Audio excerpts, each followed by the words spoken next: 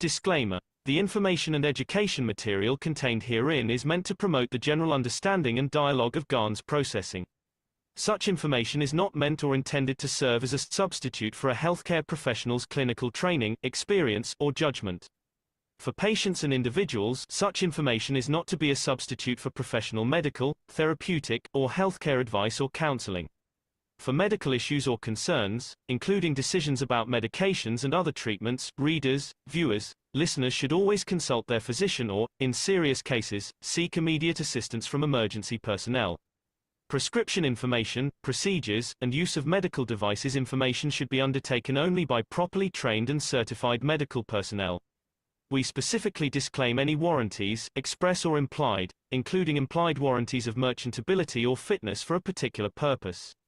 Such information is provided, as is, and is believed to be accurate at the time of its publishing, but it is the viewer's job to evaluate the accuracy of any information found in this presentation. Every case presented is of their own experience, applied by themselves for themselves, and it applies to their case only. Every person experiencing health problems should seek professional medical advice and consult their course of treatment with a doctor. The processes of plasma balancing described herein are a natural process which supports the body but does not replace medical advice or therapies one is already subject to.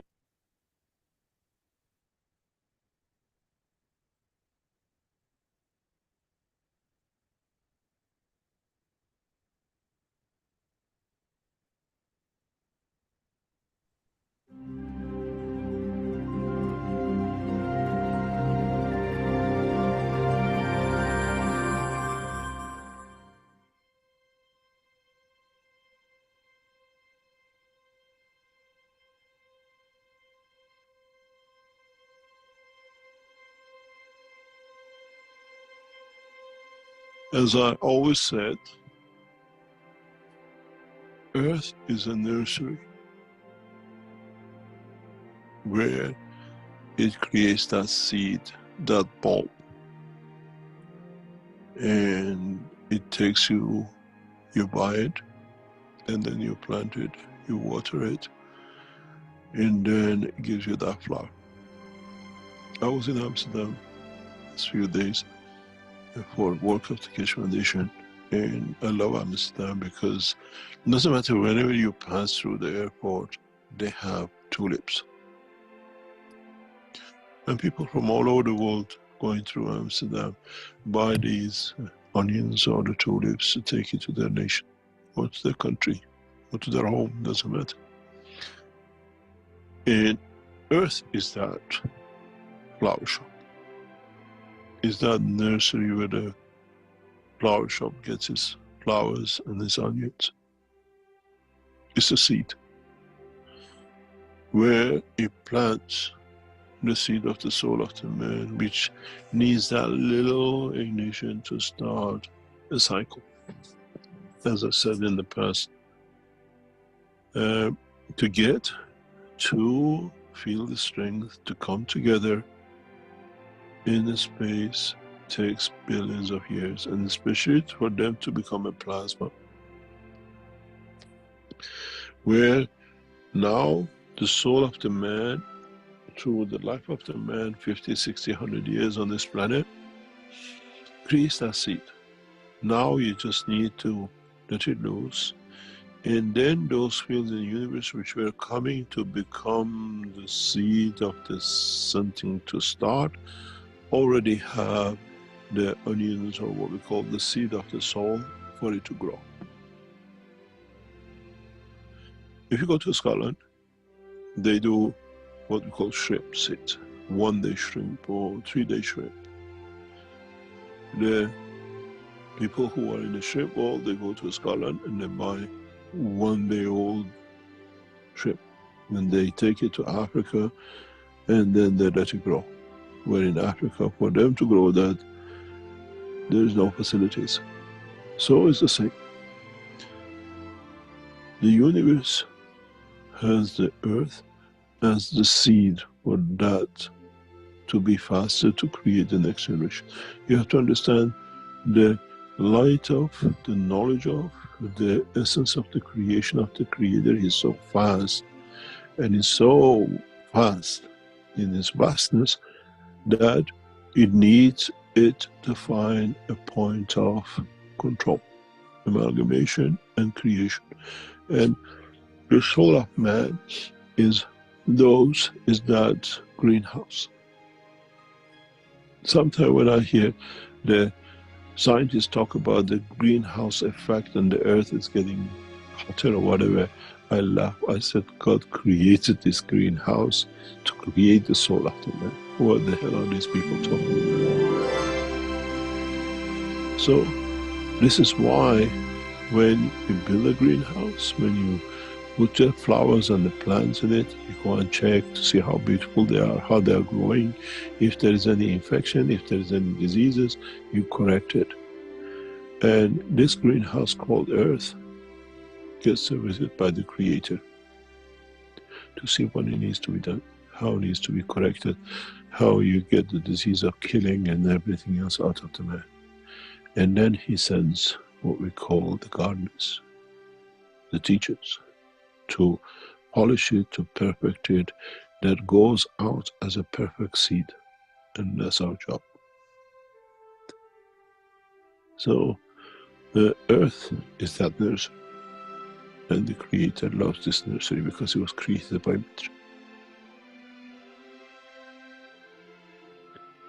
And is looked after by his love and needed to be corrected and be perfected.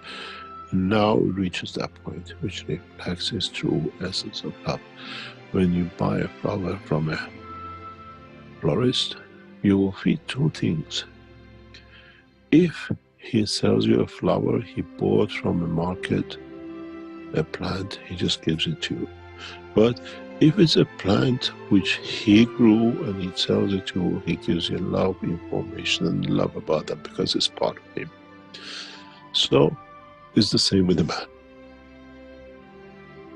The soul created on this planet is done, touched by the love of Mitra, and God has handed it.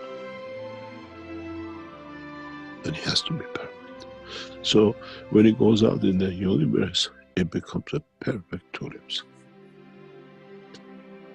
And one lip of Creator and one lip of Mitra. When they kiss, it creates a new life.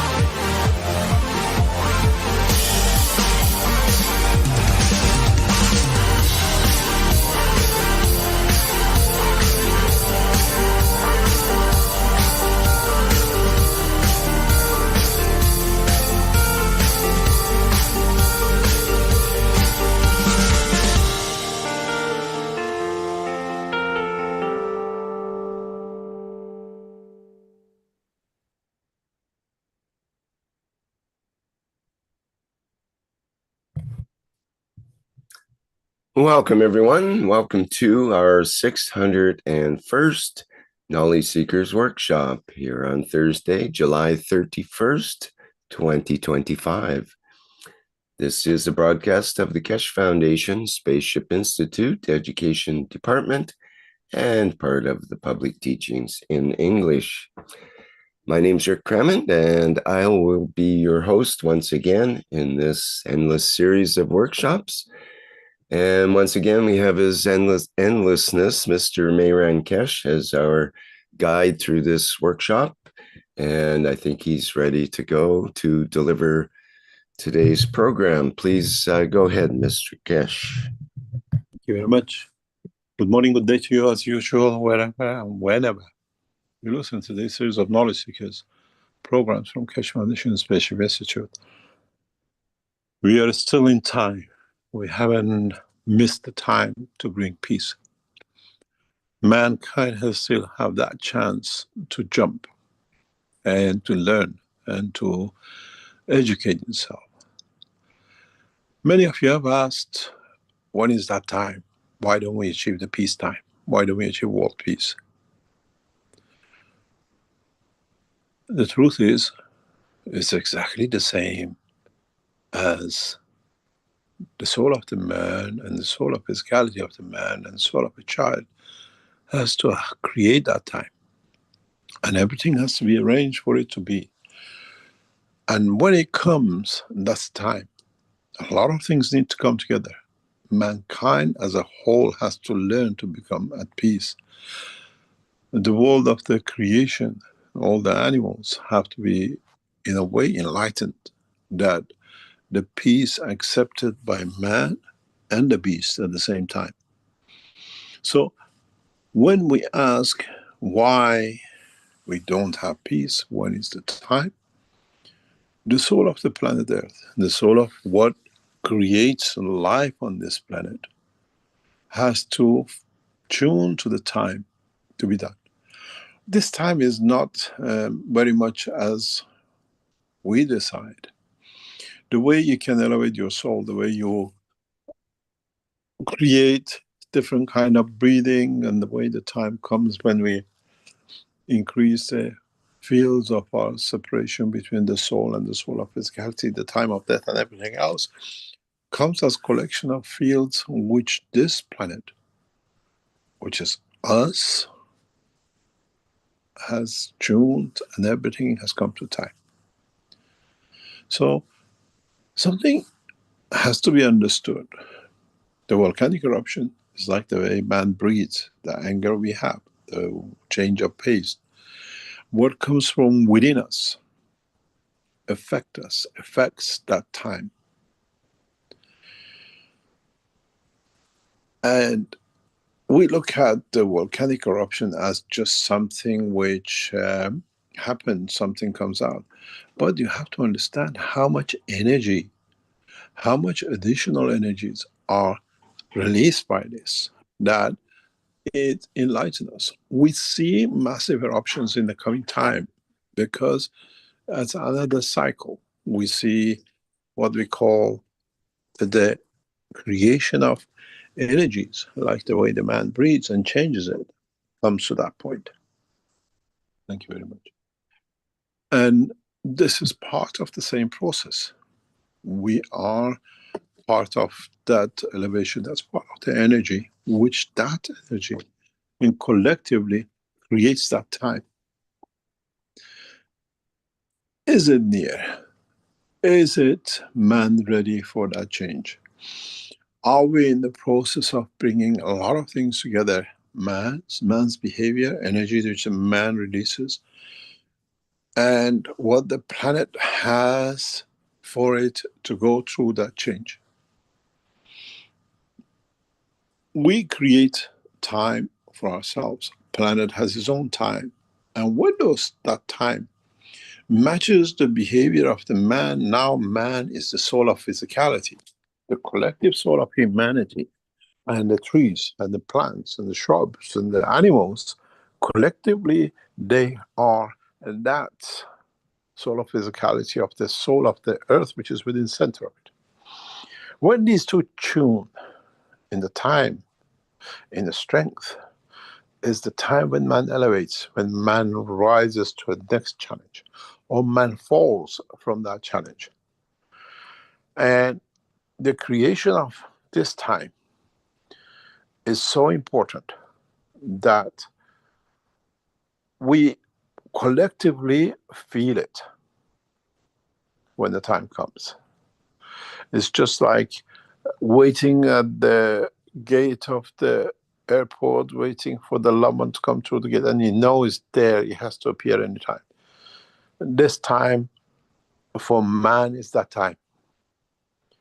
All the indications of it are elevation of the soul of the man, which with it will bring the change in the life of this planet, which with it will create a new cycle of solar physicality of the planet, but all these created things that in balance with the soul of the planet, which is within the center of the planet, which dictates most of our behavior, will lead to, in a way, creation of new cycle of wisdom.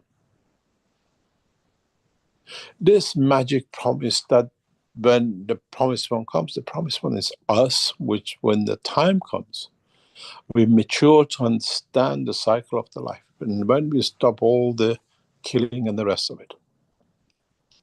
So we always looked at, yeah, my soul, your soul, the cat, the dog, but collectively, all our souls, because as was said, when the stone has a soul, collectively, we make the soul of physicality of this planet. And collectively, we are in tune, in balance with the soul of this planet. And these are options, volcanic options. What we see comes from inside the planet. The fields of it, the gravitational fields and everything else are emitted by the soul of it. And then it changes the dimension of the soul, the strength of it. And when that time matches with the total soul of the created things on this planet, it's the time of promised one, the promised time that collectively, as we said, we have the dimension of place, position, and possession. And this time we have the emotion which changes the soul of the man, as the soul of physicality of the man, will bring that elevation of the soul, what we call not only understanding, it brings comprehension, the enlightenment, which that enlightenment enlighten all of us. All beings will get enlightened at the point of promise one. And a new cycle starts. It's not the end of the world, it's going to be heaven and hell. Is that we all have to mature at the same time. That collectively we don't kill, collectively we don't destroy, collectively we live by the ethos of Mitra, but also ethos of the Creator, which is love, giving. So you've got to understand, the humanity has to understand that soon man reaches that point of understanding. It's the time for us as what we call human race, which goes through that cycle. Sorry to interrupt. Rick, can you allow the number 6 to be able to change things in the background?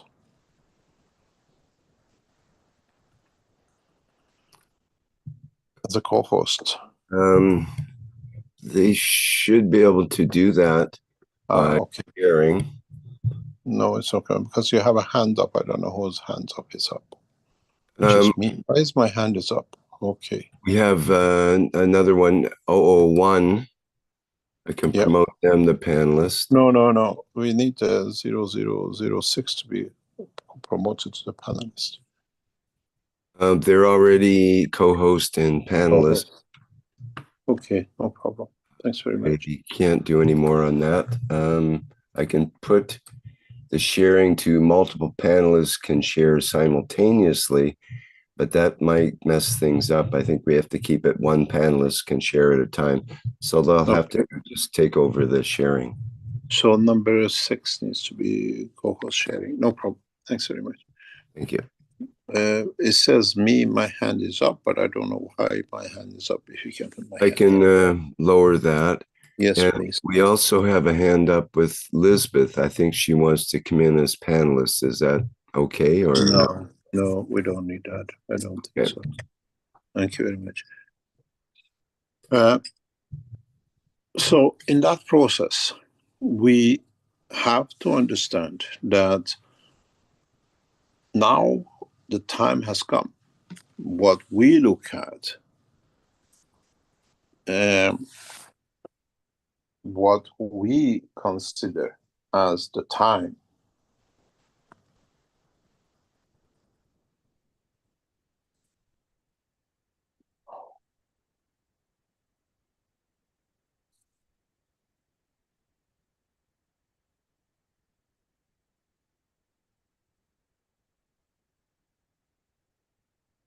sorry if I take some breaks in teaching. We are doing a special edition today, and we'll explain to you later.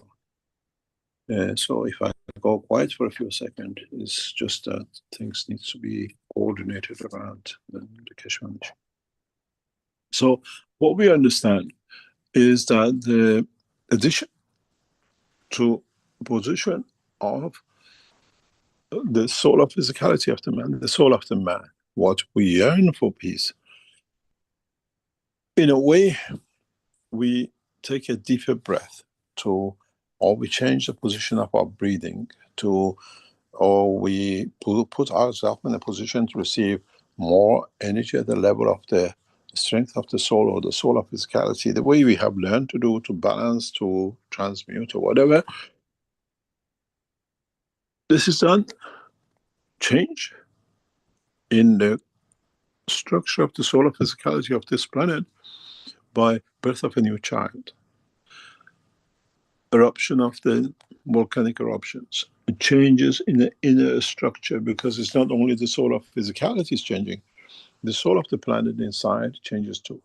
And when these two balance, tune to the time, it will be the time of the promised time, when everything will change, when man will be enlightened, when the enlightenment should bring peace because we are of the higher order. We move from consuming into being part of,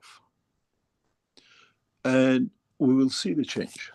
So the time for humanity, for what you're yearning, will happen when collectively they feel the strength of the dynamics of this planet balanced with the soul of this planet. Man is not happy with the planet. The planet is not happy with its citizens. And in that process, the new dimension of the fields, changes of the fields, will bring, will dictate, will change the fields which the man receives. In a way, what was this planet missing to give to its citizens that push its citizens to kill will be balanced off. It'll feed its citizens. It'll bring peace to its citizens. And that cycle will bring a new knowledge, a new understanding, a new revolution and evolution in the life of the citizens of this planet, which is all of us, the animals and plants and everything else included. In a way, if you look at it, this planet, what we call the life of this, every life on this planet, is like a cell on the body of the man. Each cell has its own soul. So the cat with his soul is the soul of one cell in the structure of this planet. Man with his soul is another cell in the structure of it. And collectively, they create that soul of physicality and they create a time. They change that time, that when it balances with the soul, the time of the soul of this planet, will create the promised time. And that time is very close. There are reasons for it. There are signs for it. And it does not matter if your time, your half-life time has been called upon, or you're still in the life of the cycle on this planet, or you pass this time, you're already gone through the half-life, but you're still connected and you feed the energy to this planet, will be enlightened by the change. You are aware of the change. And you create that time. Collective interaction of the fields will create that time. When you change the matter to a gas, you change the condition parameters of the what we call the energies of the soul, of the physicality of the man. It's not that it was the atom of a copper and now it's a gas of the copper. It's the same, but the dynamic of the energy is like when you eat an apple. It's a solid, but when you chew it, it becomes an energy, and then it makes the man move. Now we are in that process. I observe this very clearly, very closely. Man is in that position, or not the man, but the cycle of life on this planet is in that position. That we will see the change. To what extent we shall see. Man will be enlightened. We come to the new cycle of the knowledge. We come to a new cycle of understanding. The whole race of life on this planet will be elevated. It's not just because I say so, because we see the indication of it. All the indicators are going that way. The knowledge of the man, the way the whole planetary structure is moving in that way, is going through that hiccup, through that step, or elevation of the what we call the comprehension, the enlightenment, the new energy, which will enlighten the whole humanity. We see this in the behavior of the animals in the past 12 months. We see this in the behavior of humanity in so many ways. We see the trees and the shrubs have changed position. We see changes in the atmospheric condition. We see change the way the planet is breathing. Last times, as we say, a meteorite changed the condition of the man to become what it is. Now, the condition of the inner sanctum of this planet will create that new time. And when the balance comes, when the energies are released, when that energy is of such a high order, will enlighten all. And that enlightenment is when the man stops killing, when the man behaves, understand the process of the creation. And in that process, we come to a new comprehension. We come to the point that matter state, it becomes irrelevant. Tangibility becomes irrelevant. Existence to its maximum becomes relevant. Where we even care when we put a foot down, what is underneath of our feet. Where we can lift ourselves, does not matter. If I go into danger, that creature, that thing is not. As I said to a very close friend of mine once, when man matures, there'll be no much of these mosquito killing slappers. Because mosquito exists. It will not touch me to bother me because it receives his energy. I don't need to kill it. In a way, as I said once before, no ladies will jump on the chair when they see a spider.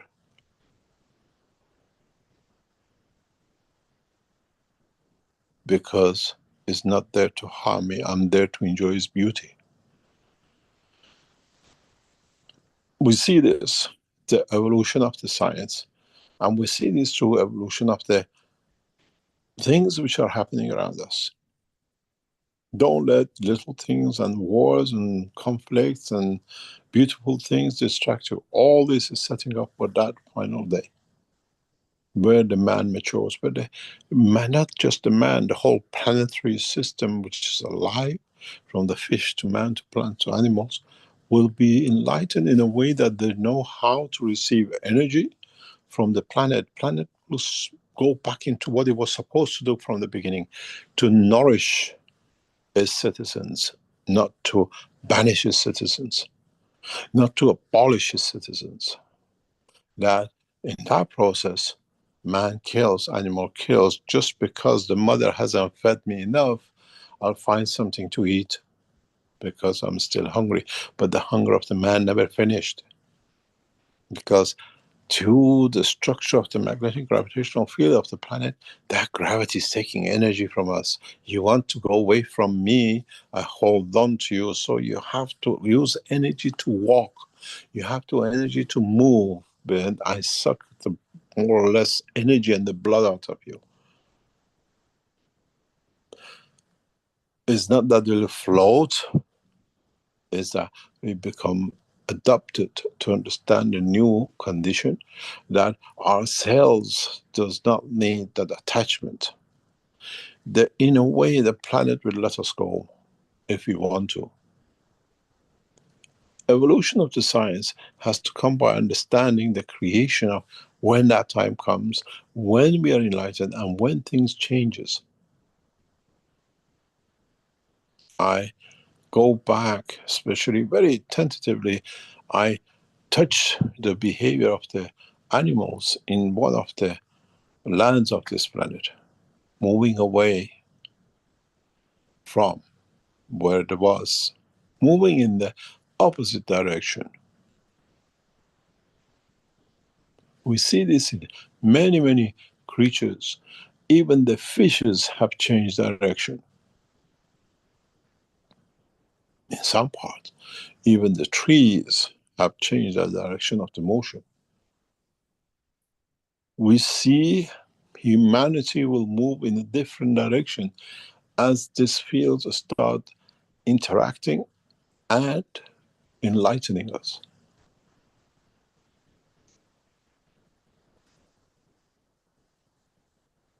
We see massive eruptions, which is in a way the energy from the center to come out and adds to its atmosphere, which absorbs by us the whole of the created things.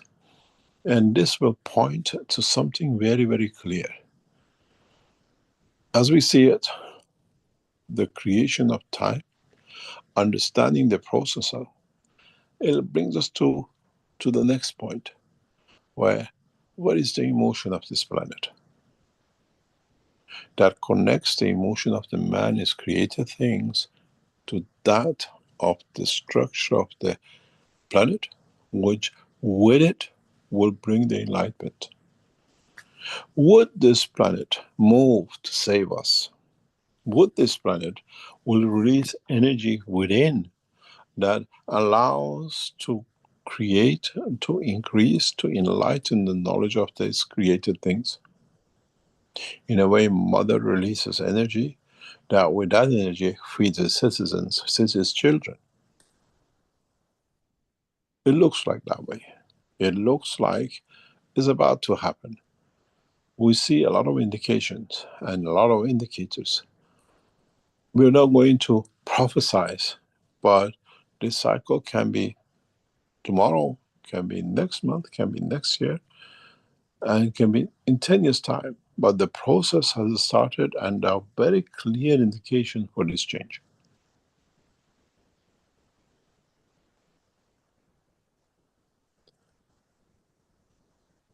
Is humanity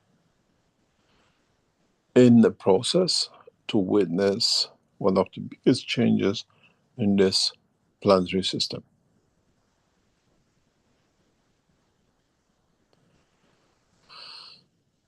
Is our future as a sole citizens of this planet are ready to move, are ready to take the next step to become part of the totality of the creation of what we call the universal community?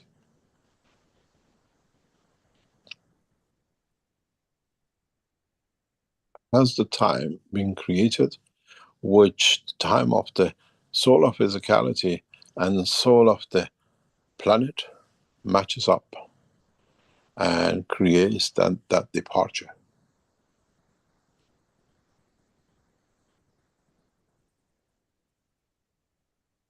which allows a new cycle of knowledge, enlightenment, and different type of life, where in a way the planet takes its responsibility of looking after its citizens, its children, is what is attached to it, where up to now has ignored.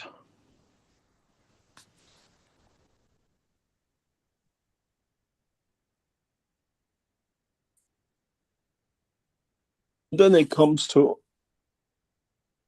what can mankind do to speed this up, or what can mankind do to bring that change?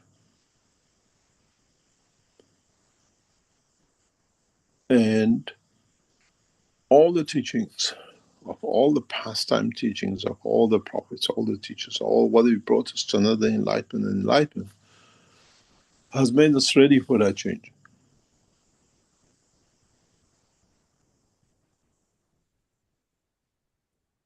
Are we going to doubt?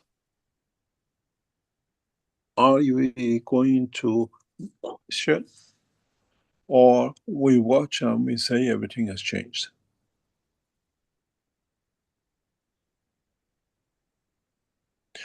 Would the time comes that we can, in a way, feed the citizens of this planet through the love of this planet?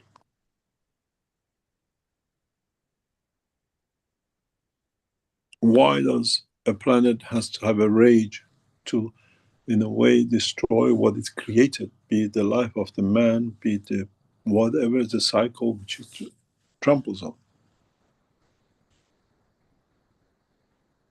Then you understand, as you change your breathing, I said, the planet and the citizens of this planet are racing towards that time of separation.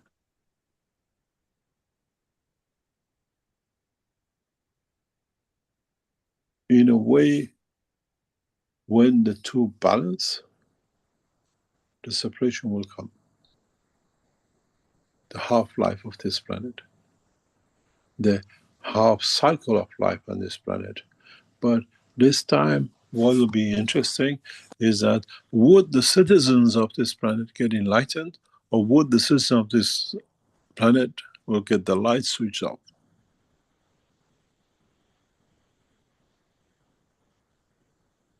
What happened in the dimension of physicality?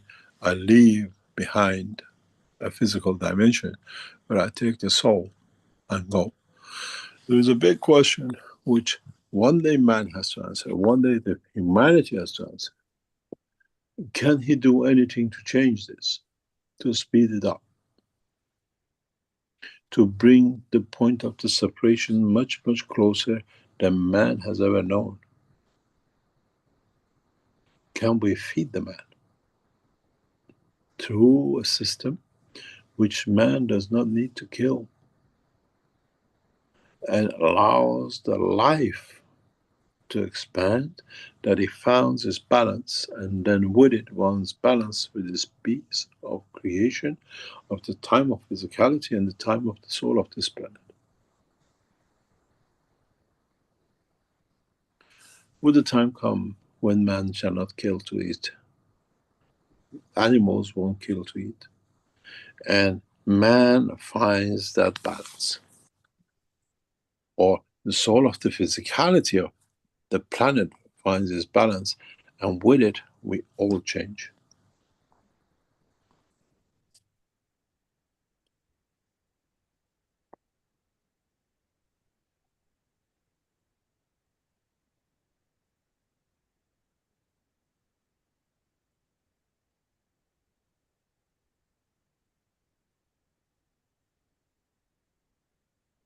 What is interested for us, or what is interesting for us, is the time of milk and honey.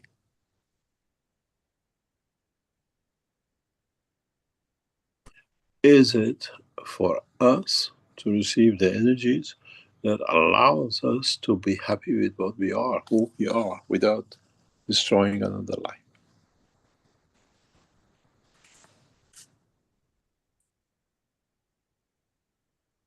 Would humanity go through another change, enlightenment? Would the whole life goes through the time racing to change that time?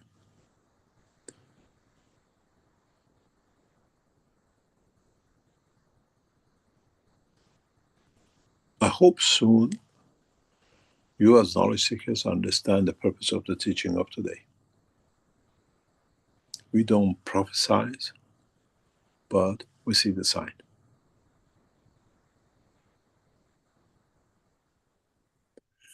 And are we ready for that change, to accept a new time?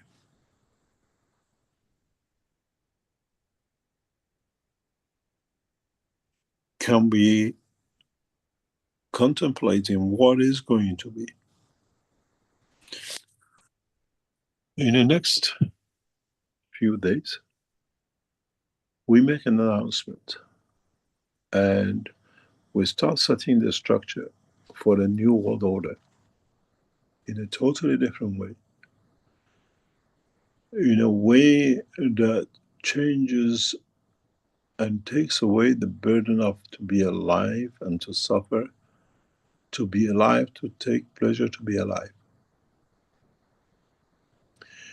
And that falls back on the hand of the knowledge seekers to spread the new ways around, that it takes hold very rapidly.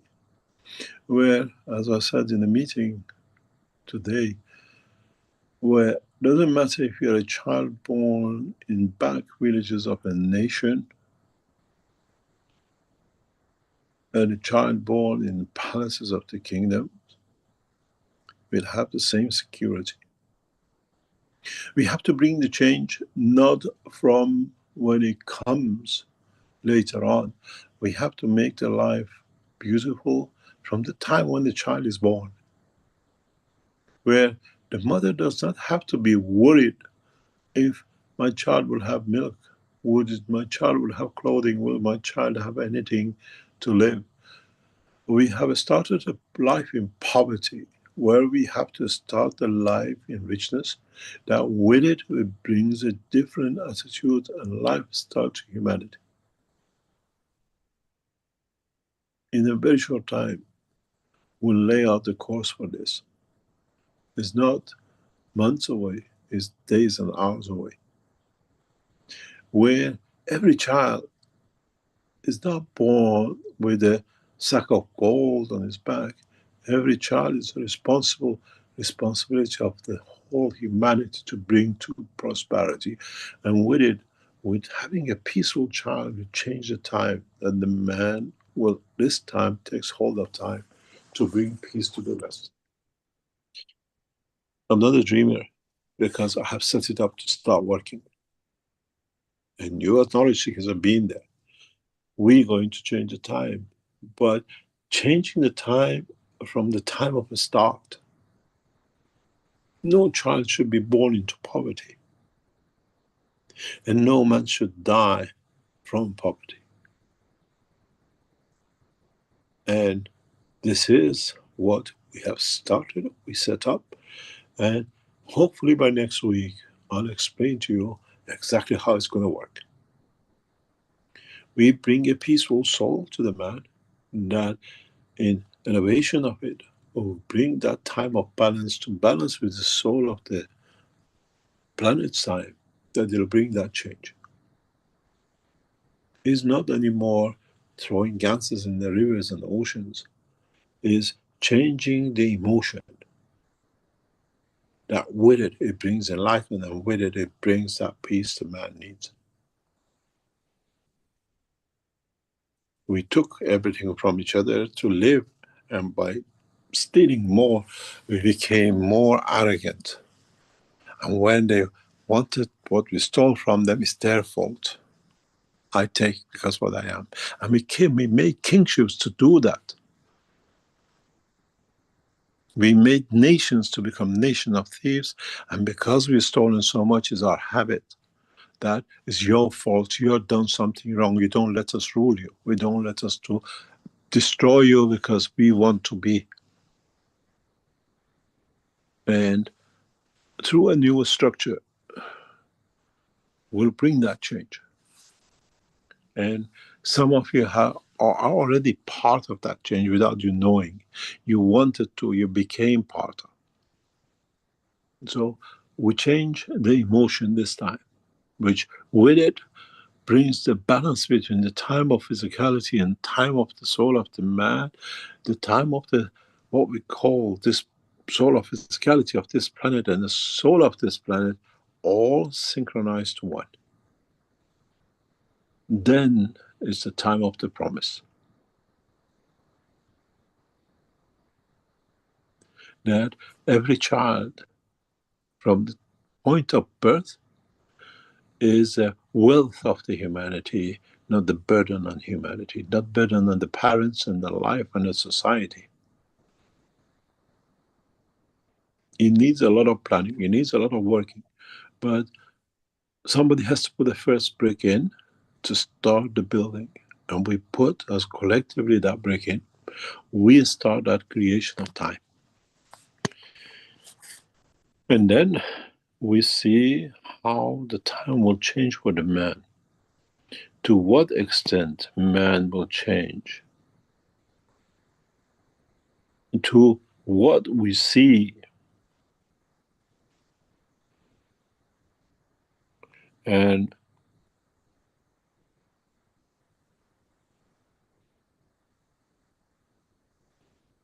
how things will change. Where we see balance in the energies of the man and how mankind will understand that he has to be kind to himself. And how humanity will take that change. Where a child does not need to be born on the streets of Delhi on the pavement and know nothing but poverty and suffering, and a few meters away a child is born in the lap of luxury without even knowing what's the difference between the two. We as humanity handle the creation and creation of our own lives the wrong way, and it needs that change to be done. And the time for it is now to bring that change. Now we change the emotion between the whole structure, that it brings the enlightenment. That not just by saying that no child goes to sleep hungry, but is there a child that it goes to sleep hungry?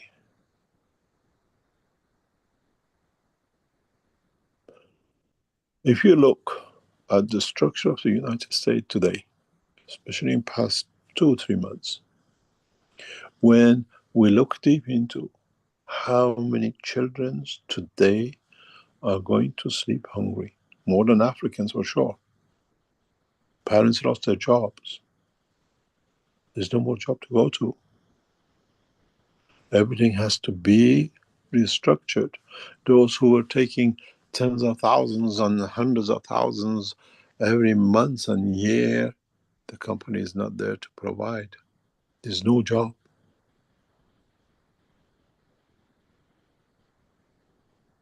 But the question is the time for man that he does not need a job to live, but he lives because of the joy of living?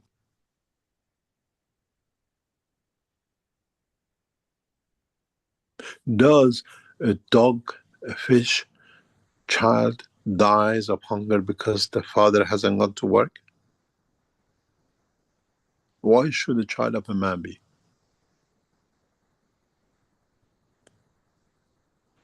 Instead of striving and working just to live, man will live to enjoy life.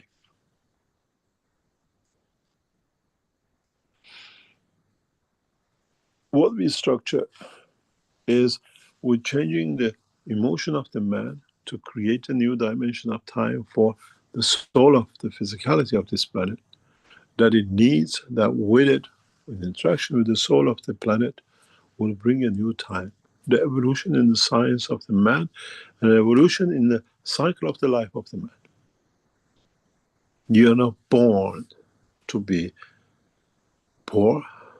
Does not matter who you are born rich, to live, to enjoy, to change, and bring that emotion.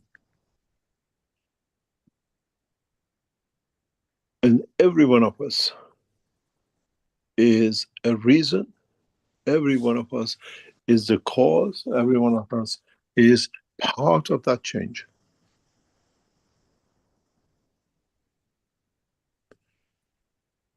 Today, we strive to change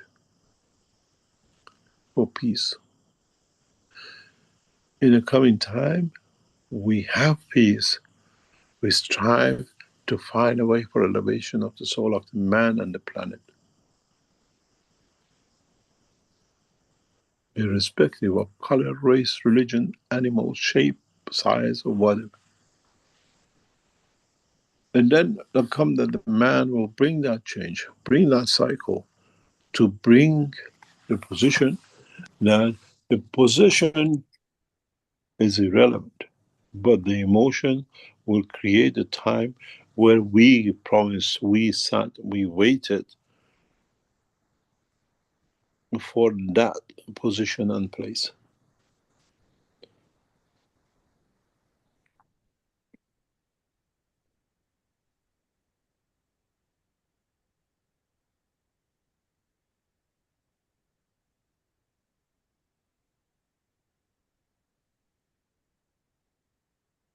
The time is, mankind has reached that time through the soul, through the suffering, you call it, through the killing, collectively brought on each other, to reach that point that there's a need to do.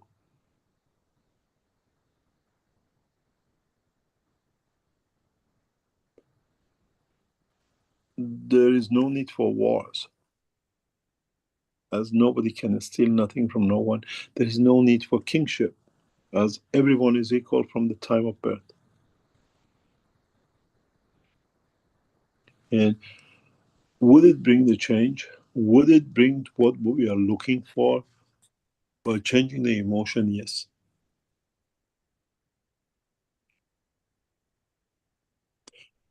That promised day is upon us. It's us to bring it to complete. And it's not tomorrow. It's when collectively we strive to bring that change in the emotion of man. Because the place, the position, and position will not change. But one is there to be elevated, that will change the emotion, that will change the enlightenment, that enlightenment, as is the field level, would change the whole totality of the man through position. And then man will find peace. The planet will find peace. The flow of a new knowledge and science and technology will bring a new dimension to humanity and on this planet, where instead of putting satellite to spy and bring satellites to kill each other, we put satellites to feed each other, to transfer energy that does not matter if you're in the depth of the planet, in the depth of the ocean, or on the top of the hills, all receive the same, that we don't need to kill. This process is part of the teaching today without you knowing what's happening to you.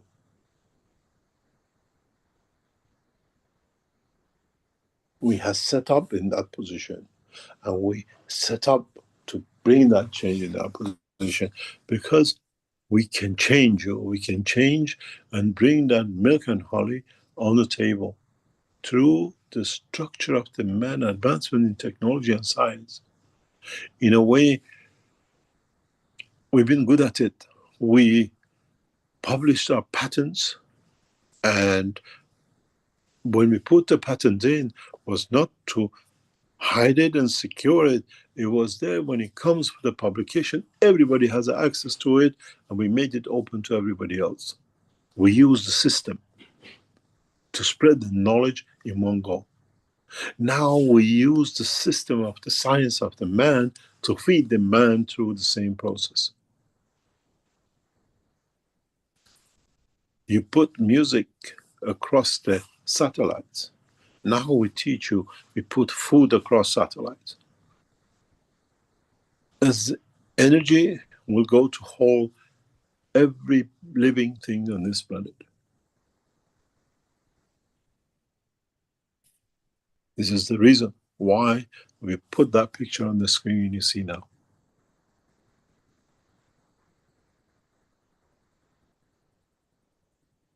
We have already reached you without you knowing.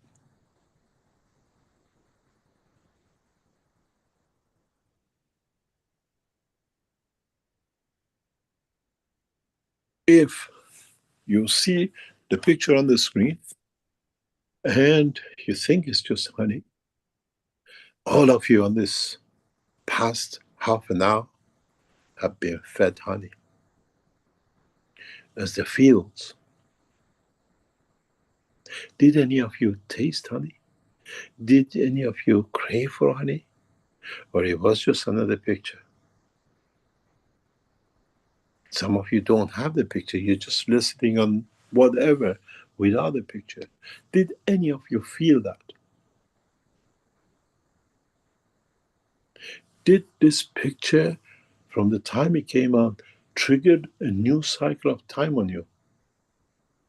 15 minutes before we show the picture, we start feeding you honey in the background.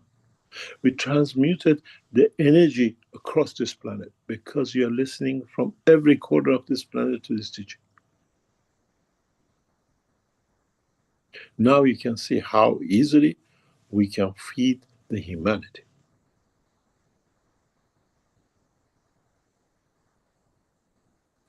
See how you feel in the next few days. Does the honey taste the same as done to before today? Or has it changed its taste? Do you need to? Or have you been fed with the honey? Were you hungry before you start this program? And do you feel still hungry? Have we created a new time that all of you, hundreds of thousands of you around the world listening to this teaching, are fed? How much do they cost? Why man kills for energy to live when with a new technology it's so simple to give to everyone freely? When you looked at this picture, did you taste the honey? Did you wish? Did you get up and go and get honey to eat?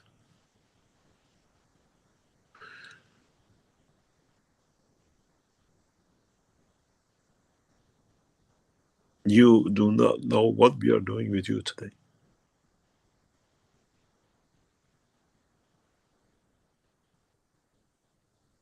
We touch every sense of being within you today.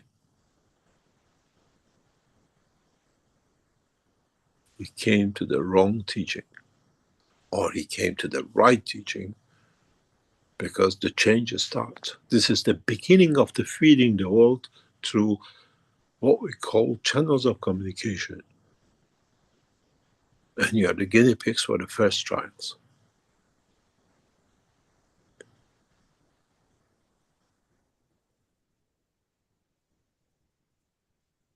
There was a reason. We just didn't want to do it behind your back. 15 minutes before, we fed you with the honey.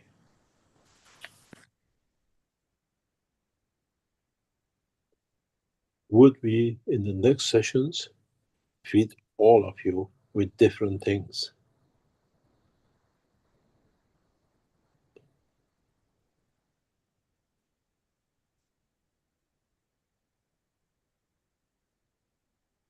Will entice every instance of the change in man. It's the time where it should not cost money to be alive, to feed. It has to be a place where we are born with the wealth of the planet as energy, not the wealth of the planet as what it creates that we kill for.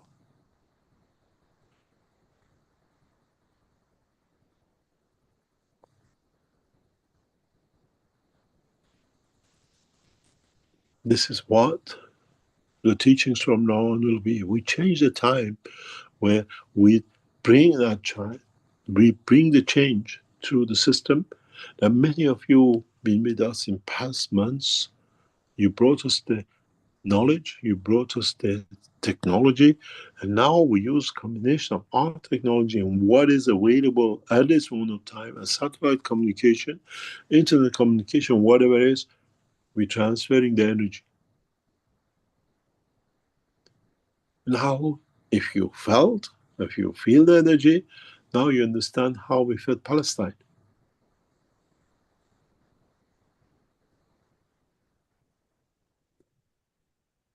How we can bring man to the new dimension.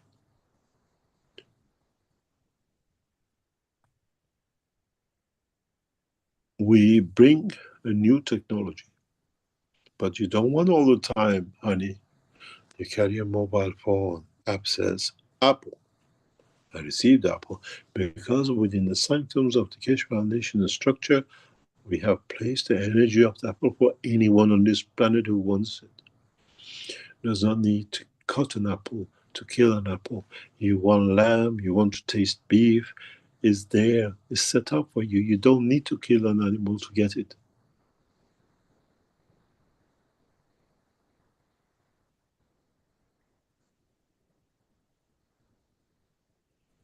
When I was a student in Manchester, we had a boy from Jordan in our classroom, very religious. And he was the joke of the class. Very serious boy. And he would not touch chips with a baking flour. He would not. Bacon flavor was out of order because it was bacon, the Muslim. And on the package says, there is no bacon in this package. It's just a scent created to taste of flavor like bacon. So we can change the taste to what you like, but you receive the energy. Wish it to be the taste of the bacon, wish it to be the taste of apple. It's all the same. Your body takes what it needs from it. That 80% of the energy which you take from the environment now is with a wish of environment available.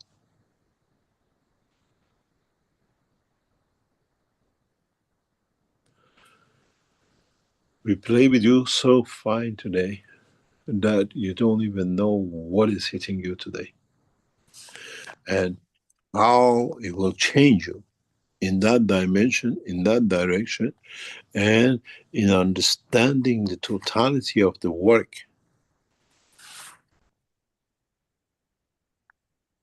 And in so many ways, you will see we change every emotion of the man.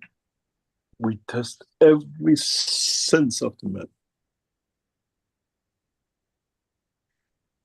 And thanks to the Creator, we carry that knowledge to those. Will be interesting in the coming weeks and months. Would knowledge seekers and the public will come to the teaching because it's where they can get free food.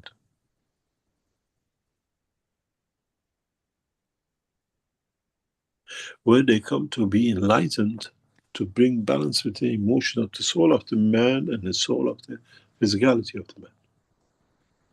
Today we start a new process. And this process will gather momentum and will become part of the life of the man on this planet. Where number of systems will feed the whole planetary system, all the man needs to nourish, where the man shall not kill for hunger. And we will satisfy the man's hunger for wealth in a very short time.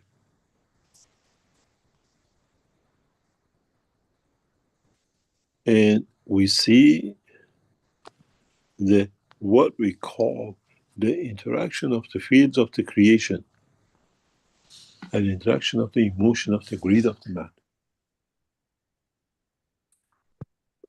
What will be interesting is in how we perceive and we play with the emotion and then with the picture. We fed you with honey without you knowing. And then after 15 minutes, we put the picture of honey in front of it. And after 15 minutes, we informed you about the honey. This is how we set out without you knowing to bring that change, to educate you that how in the coming time, man will bring that change. Man will bring the totality of understanding the wealth and the food of the man has to be free and from time of the birth to the grave of the man when his half time is called.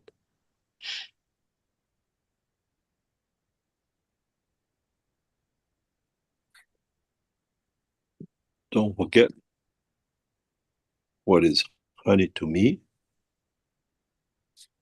It could be energy level of an apple to you. I have different composition. If any of you have animals in the house, let them in the room where you're listening to the teaching and watch their behavior.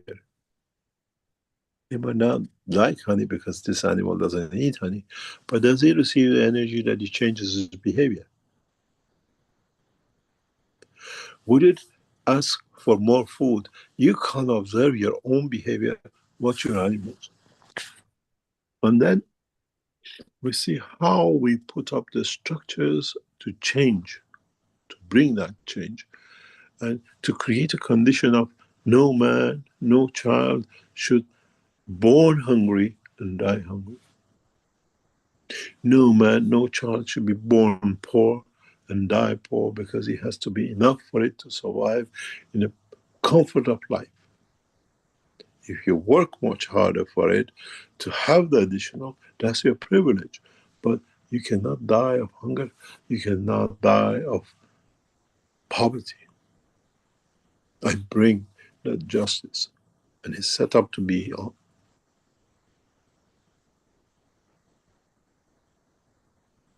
From now on, no child will be born poor, that if the parents can feed, every child will be born equal in wealth, and it'll be looked after through the system and the structure of what we set out to do. Because we have the technology. And this compensates for what the motherland, the earth, did not give to them. What didn't come from the center, we give from above. You created the satellites, you developed the system. Now we feed you with it. You're sandwiched in it. You have no choice but change. When there's a comfort, things change. Man will change. Man behavior will change. I was talking to some people very recently. I said, do you know something? In Austria, as employer, we pay 14 wages a year. Plus, they get 1 month holiday as well. In a way, you get 15 months wages. And we pay massive taxes. It's one of the most expensive countries in the world to live. We border Italy, which is one of the most, we all know what happened in Italy. If you stand still more than 2 seconds, your pocket is not empty, there is something wrong with the guy next to you. And where that line has been created, the imaginary line of a border. One side, we have hardly any crime. It's one of the most safest nations to live in. And on the other side, you hold on to your hand and your pants because you don't know when it's going to be taken from you. I lived in Italy for 6 years, and I lived in Austria for 6 years. Just the imaginary line of man. One nation, by law, gives enough that every man, as a refugee or a worker, to live a comfortable life, provides facilities. We get no crime.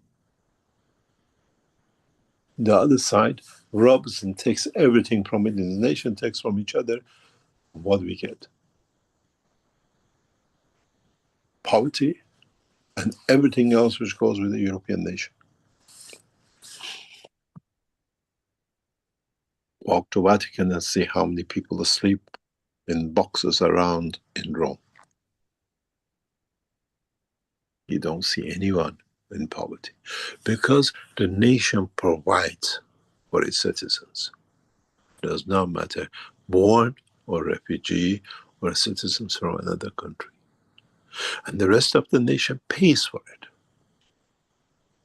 To have that security, to have that comfort, to have that I don't have to worry what happens. They're going to grab my phones, they're going to rob me, or my house is going to be taken. Robbery, breaking houses is a very seldom unknown unless somebody has come from Germany or comes from France or Italy to do, and they still capture them. And this is how a man's life should be on this planet. Create a comfort. Create man, but it needs to be comfortable to live. Does not need to commit crime. Does not need to kill another plant. Does not need to do anything else. And this is the process which we start in the Keshe Foundation. And we set out for it.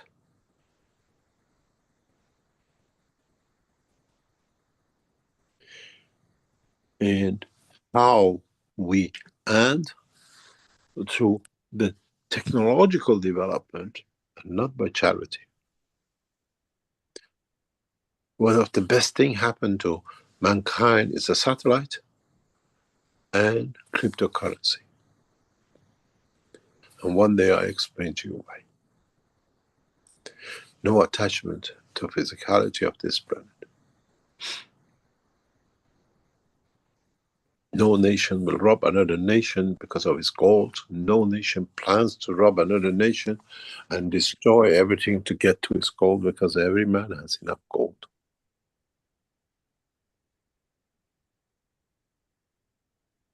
I set the basis of this for many of you without you knowing.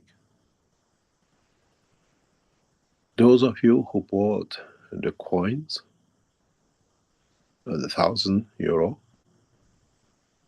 and those of you who bought the cosmic ray bundle, which has got plenty of gold in it, at €1,000, now you understand what I've done to you.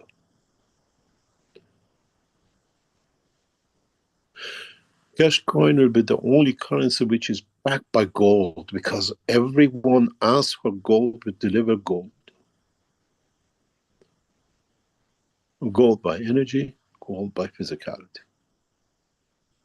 The only currency which will be valid in every household, in every nation, in the hand of every child born.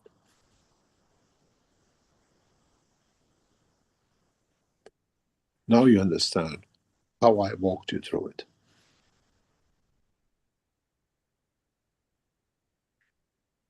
You still got one piece of puzzle to be added in the next few days. And when we agree to release it, then you understand how we bring that change, to change the emotion of not need to kill, not need to destroy, not need to end another life for me to be alive.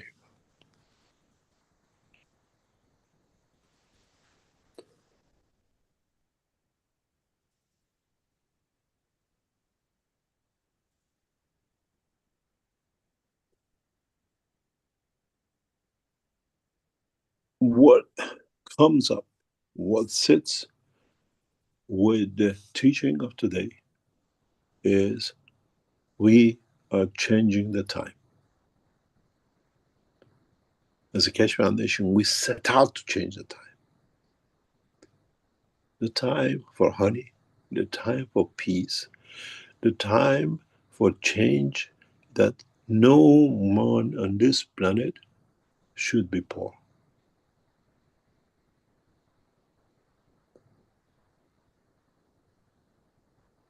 How many of you have received a ball as a gift? If you think of it, every gram of gold plus the cosmic ray, which is with you, worth €1,000, making per kilo $1 million, €1 million, but gold has not even have that value. You took the strive, you took the step to bring that change. And now you receive that change, because when you hold that ball in your hand, those of you who've done in both hands, and you felt the energy, is the pleasure which the physical gold does not give you. Physically you are, but emotionally and energy-wise you are fed. And that's gold.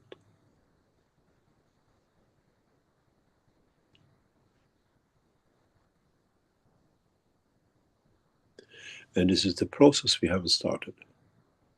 And today we have started a new cycle of teaching, new process, in full understanding of how we can touch every essence of every sense of you as knowledge seekers.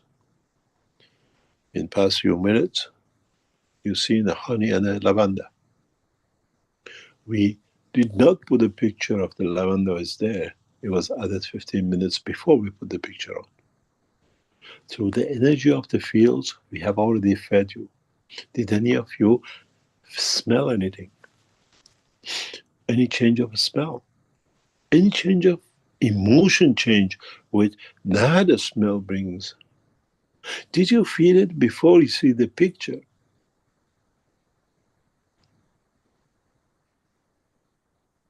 Now you understand. In the first, we fed you the food.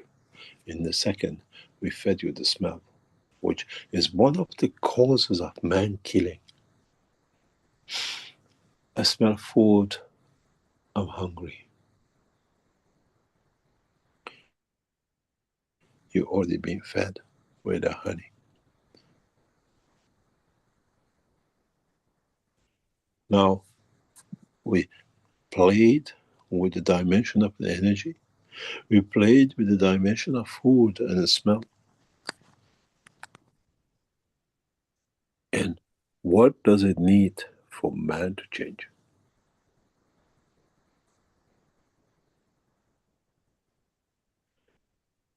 And how long will it take for the man to change? Would more of you would come to the teaching next week and the week after, as Thursday is the only time I get fed? Or do we religiously have to get up at 7 o'clock and get fed at 12 o'clock and then at 6 o'clock? There are two groups of people in Europe, which you can say they're Dutch or Italians.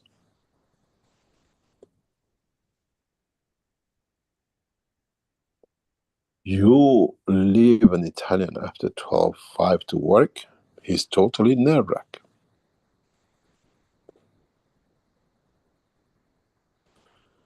You leave Italian after afternoon, some 6 or 7 o'clock, they're totally nerve-wracked because they're tuned to kill. That's the time hunting food.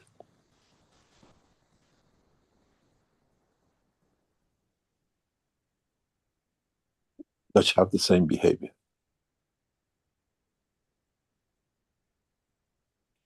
Would we change our habit? Because now we are fed with 12 o'clock, I don't feel hungry to eat, I don't need to kill for it. I'm a vegetarian, I kill in thousands. I'm a meat eater, I kill one and I call it there. lamb, the sheep, the pig, or whatever.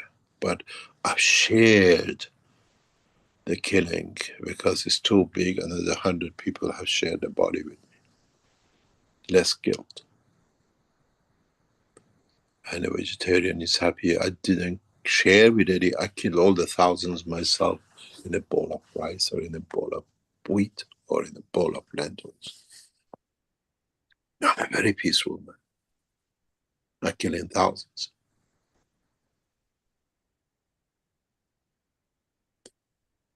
Do we need to do?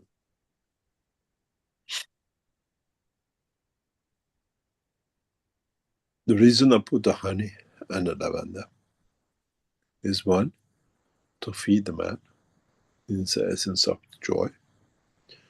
And the other one is the smell of the man.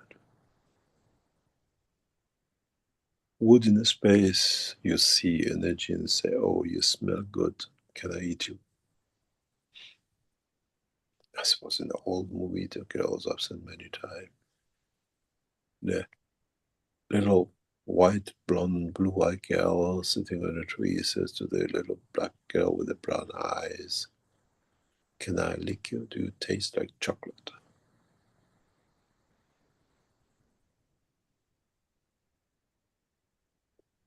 Would we taste another being where the saliva of our life in our mouth is a poison to their life?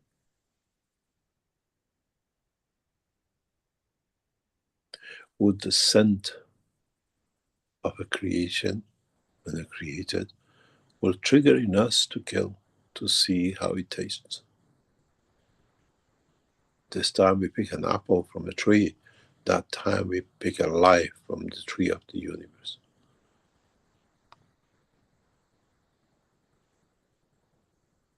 We are not educating you, we are changing you through your own essence of creation, using the most modern systems of satellites, mobile phones, and expensive computers you're sitting right in front of.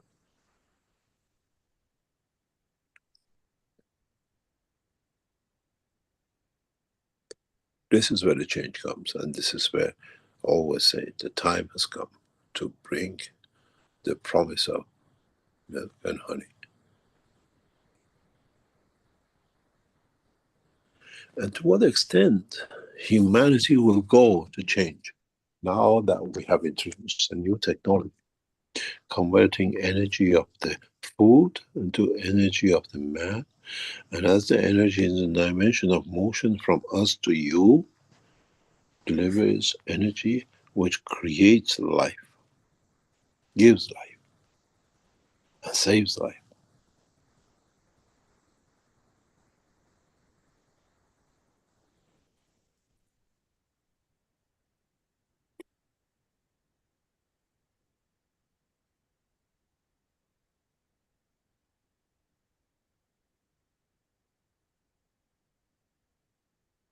To what extent would we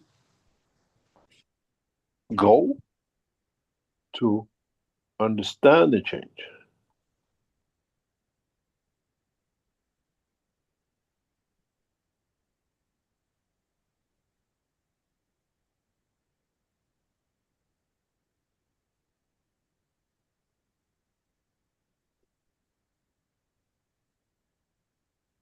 Go to position that we do not compromise our life to take another life, where being a vegetarian, a meat eater, a vegan is all killing, glorified by others, and in a way frowned on by the others. What would the next generation of us look like when now we have brought this technology to feed the man through the communication line, through the fields of the universe?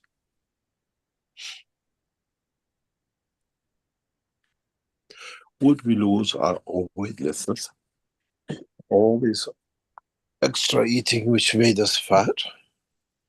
Would we gradually lose our stomach? Or would we our Are we getting trained to become passengers of the universe where we don't need intestine?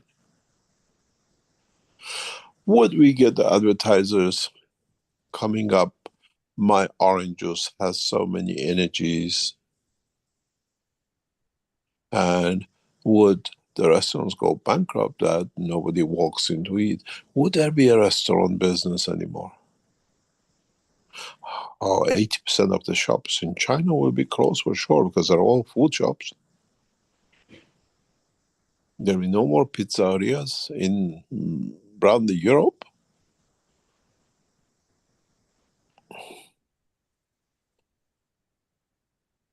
And how much mankind is kind to himself to understand the China. Are we creating a new time? Or have we pushed humanity from today to the new time? Observe your behavior in respect of food. Till next week.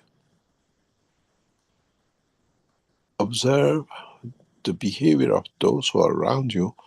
If your cat is in the house or in next to you and has been sitting during the session, because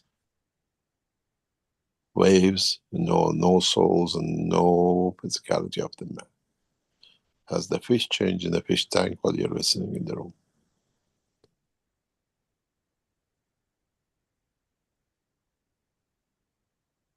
How much and to what extent humanity and the created things on this planet are ready for change? Because change is on the table. It's in front of you. You can't change it. Knowledge has come. Now who's going to play the knowledge? You lot very quick to make the grabs to save yourself energy. I wonder how quick are you now you know, but you don't know how actually convert it into his energy side yet because we haven't told you that. Are coming to get your free food every day.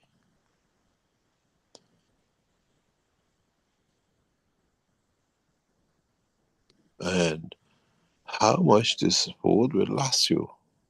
A day, a week? Has it satisfied the smell of you? I chose lavender for a special reason. How many of you will stop smoking? How many of you become peaceful in behavior?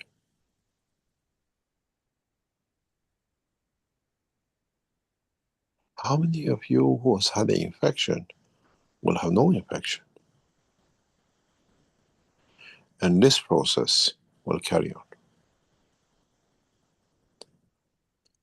I wonder, now you've seen what I've done to you 15 minutes before each picture. Can guess from the energy you receive what will be the third picture today.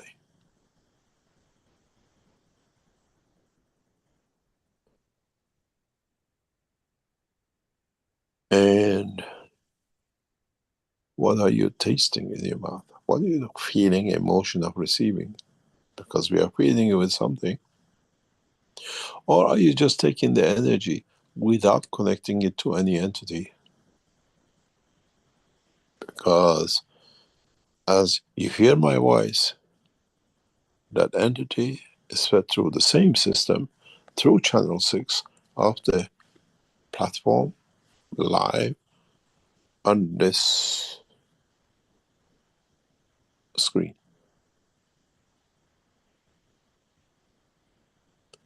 You see, the unit is at work.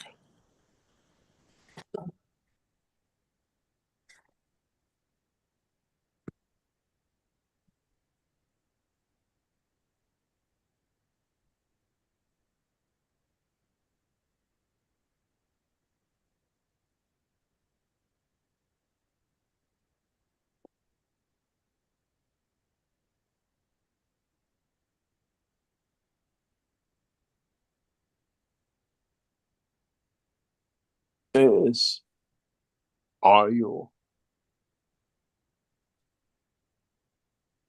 receiving or are you taking?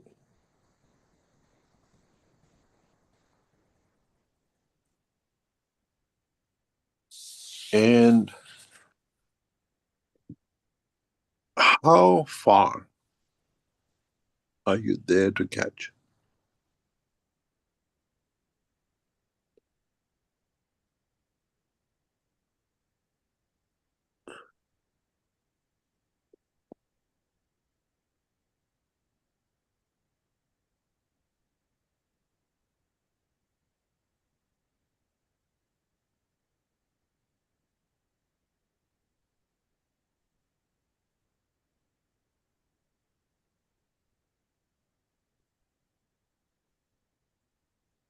What is the structure? And what do you feel?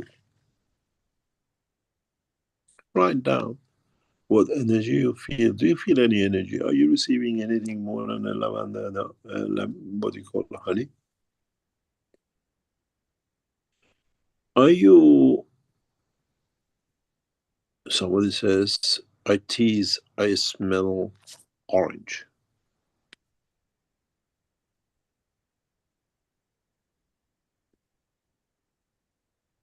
Says, I tell you, Monica, you say, I tease, smell and feel orange. Are you actually feeling orange or tasting orange? Or you're testing orange if you tell you if it's orange or not? Or is it lemon?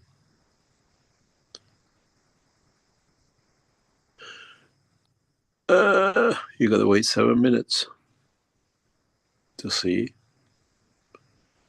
Even did your soul tell you what you teased?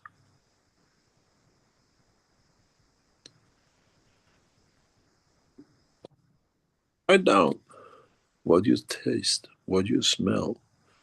You taste honey and you smell lavender. But doesn't need to be. This is how we change the time.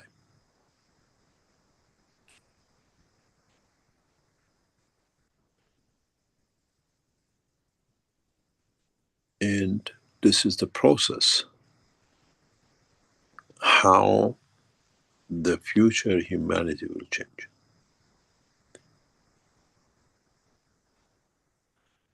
If some of you remember, people used to gather around the radio to hear the latest news, to see what the fear and what the Hitler has done, what the Allies are doing, and it was a big thing getting around the phone, the radio. Would the humanity get around the mobile phones and computers and the rest to receive the food, the elevation of the soul of man?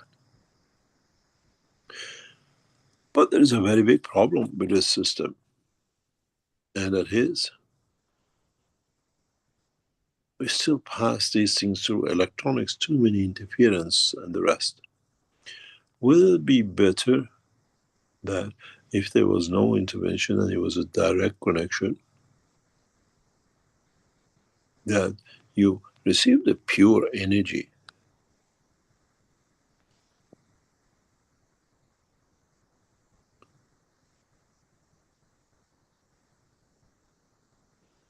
and would that bring the change for us to be able to move in the direction of what we call understanding oneself?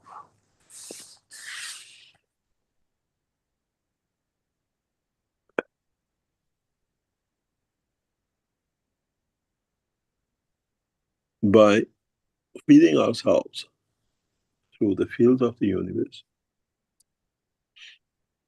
we change the strength of the soul of the physicality and the soul of the man, and the time change. Would, when the man does not kill, lives for centuries, and the one who kills lives shorter because of the diseases what it takes will bring him. Then ask yourself one single question. Why man changes his half time by killing the others where you can tap to universal energy and live a life of eternity for thousands of years. That's the only way man will survive in the span of the universe for thousands of years of man's time on this planet. When you don't take in the poison, you cannot die of a poison.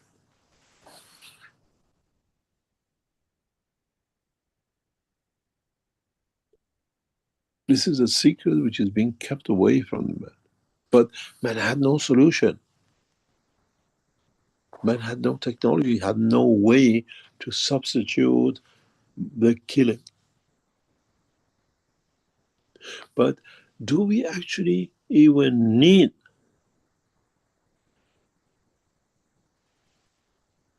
the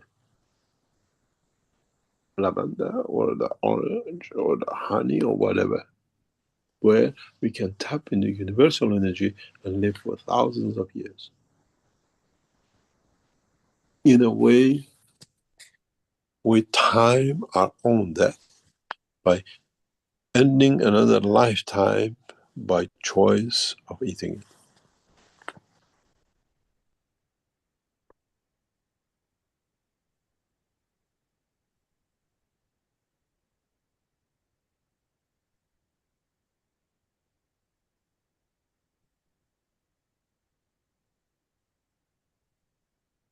And what are we doing? We want the everlasting life. We want to be young. We want to live for hundreds of years. But we know we are the cause of it by killing, taking energies which don't mix, matches with our energy. And what happens? We die 60 years, 70 years, where by that killing, learning to take and tap into universal energy, we can live for thousands of years. Then it comes to a question. Suicide is forbidden. But why does man, every mouthful, commits that suicide? Makes one step closer to die faster.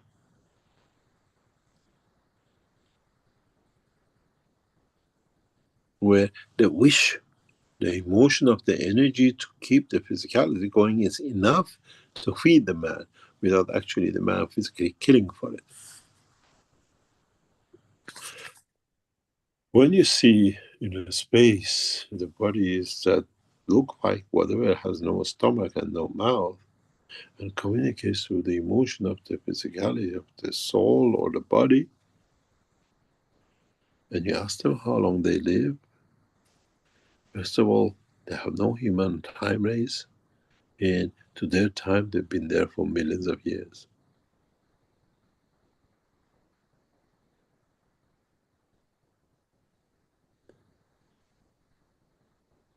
The color of the skin shows the intention of the man.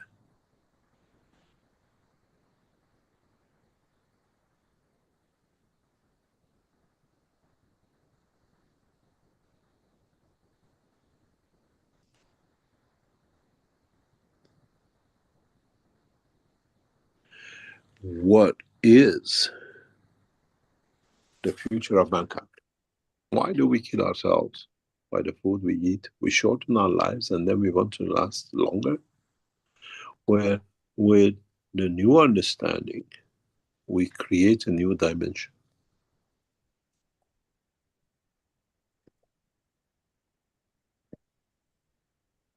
With new understanding, we create a position for understanding what is our position within our lives.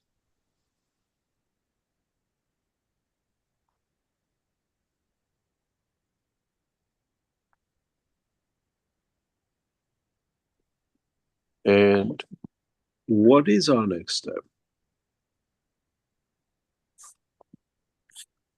And what can we do to understand that we are cause of our own demise?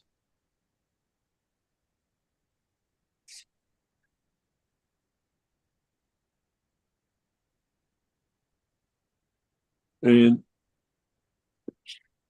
we see people, they want more time when they're on the deathbed, but they don't realize that they created that time by the foods, the energies they took in.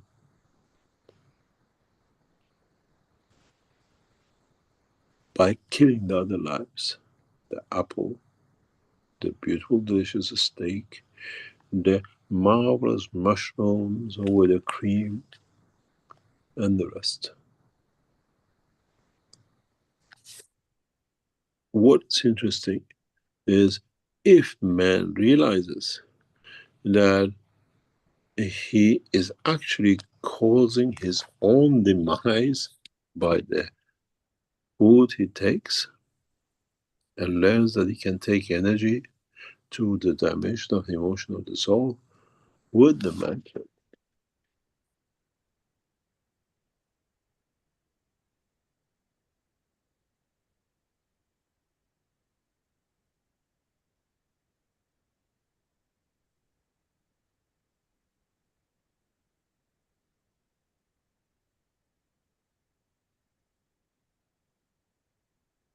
Now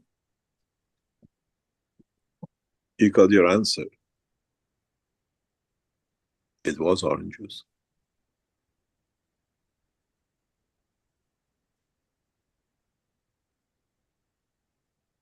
Did the soul know?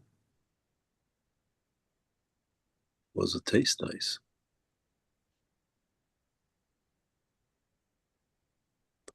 With the honey, we tasted your, or we tested your hunger. With the lavender, we tested your smell. And with the juice, we tested your thirst. And amazing enough, if you can have this free, why do you stop and create half-life time for the others?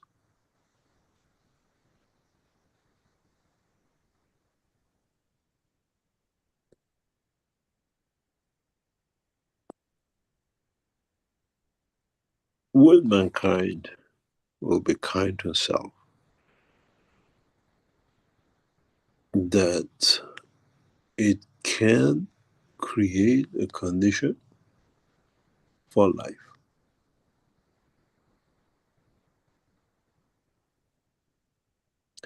And has the technology and science of the man has reached the point that we can provide facilities, bring in structures that no man needs to kill, no man needs to die of hunger, no man needs to be born poor and die poor, where we are all rich in an equal amount.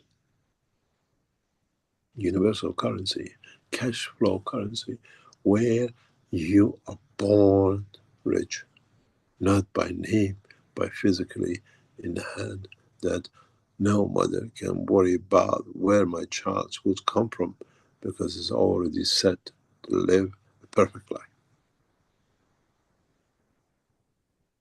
The child had a perfect life in the womb of the mother. Why not from the second he's born? We have structured it, and you will soon understand it. And by demand of people, you'll bring it into operation in a very smooth way. We are here to serve, but the right way. I hope you enjoyed your time this morning, and I wonder how your breakfast, lunch, and dinner, and emotions and the smell will be in the next few days and months to come. Watch the cat. What have you changed in his life, in his half-lifetime? We go for a break, we come back and try to answer a few questions. I have to leave before 3 hours, so I have to go into another meeting, please. Thank you very much, Rick. I hope you enjoyed the lavender, the honey, and the juice. Well, I selected fish as my magic word, but it wasn't because of fish. It was because of the environment the fish was in, the liquid. as Azar also selected it. She said it had to be something liquid, which is interesting. Whereas Monica said it felt like I was drinking fresh orange juice. Thank you, Mr. Keshe. Okay, we are at the halftime mark or at the interval here at the 601st Knowledge Seekers Workshop here on Thursday, July 31st, 2025. And for our break presentation today, we have a special video that's been put together by the Brazilian community and presented to me by Raphael. And it has to do with the birthday of Mr. Keshe, which is coming up in a couple of days. And we have a presentation of various inputs from people, knowledge seekers around the world. And I'll play that video now.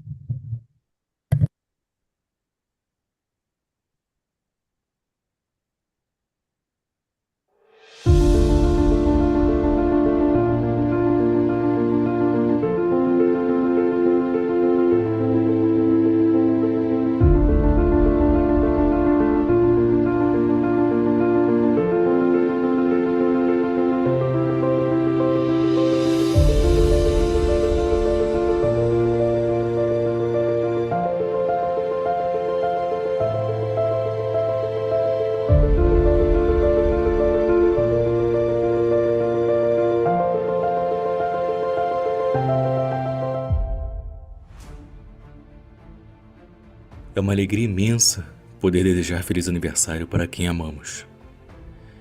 Desde quando o Senhor nos presenteou com a tecnologia, tudo mudou em nossas vidas.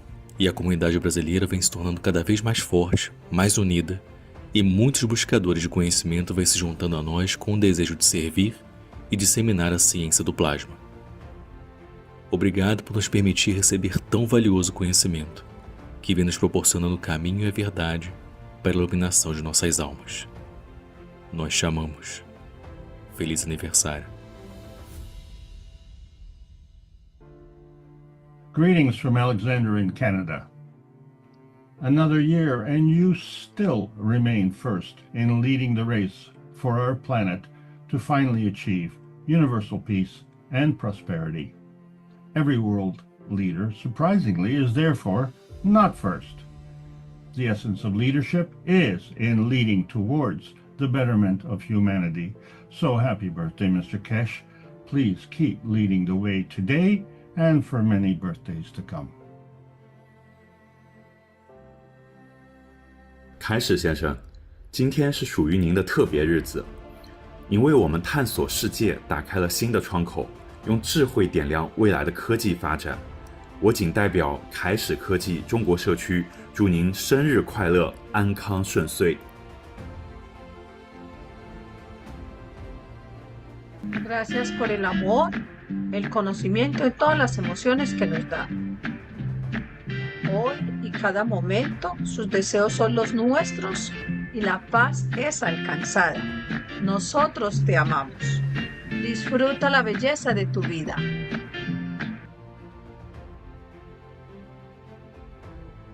Dear Mr. Keshe, happy birthday in physicality with love and gratitude for your presence, the beauty of your soul creating peace on planet Earth and across the unicos. From the direct connection from the Creator as you share the universal knowledge unconditionally to the soul of man and all the created souls, we wish and align with your intentions for peace in this moment. We celebrate with you on your birthday with humbleness for all your beautiful knowledge to elevate the present souls of creation. Happy birthday, dear Mr. Keshe. Bonjour Monsieur Keshe. Le groupe francophone vous souhaite un très bel anniversaire et vous remercie de votre dévouement pour nous enseigner. Bon anniversaire Monsieur Keshe. Lieber Herr Keshe, Wir, die deutschsprachigen Wissenssucher, möchten Ihnen von ganzem Herzen zu Ihrem Geburtstag gratulieren, der sich mit Ihrer Gründung des Universalrats als Brücke zur universellen Gemeinschaft verbindet. Der Erdrat rundet das Zusammenwirken zum Ganzen für alle Seelen ab. Wir sind sehr dankbar für Ihre Lehrenheiten über das Wissen der Schöpfung und der einzigartigen Plasmatechnologie, welche Sie uns seit vielen Jahren mit größter Liebe und viel Geduld vermitteln. Das schönste Geschenk für alle Seelen, um Heilung auf allen Ebenen erfahren zu können. Frieden und bedingungslose Liebe im Herzen, denn wir sind alle eins. Χρόνια πολλά, κύριε Keshe, από όλους τους ελληνόφωνους ανθρώπους του κόσμου. Σας στέλνουμε την αγάπη και τη χαρά μας και σας ευχαριστούμε για την προσφορά σας σε όλες τις ψυχές του πλανήτη Γη. Προσβλέπουμε στην ανύψωση της ανθρωπότητας για να υπηρετήσει την κοινότητα του σύμπαντος. Mr. Keshe， 多謝你一直分享咁多寶貴嘅知識俾我哋，幫我哋一步一步揾返自己嘅靈魂方向。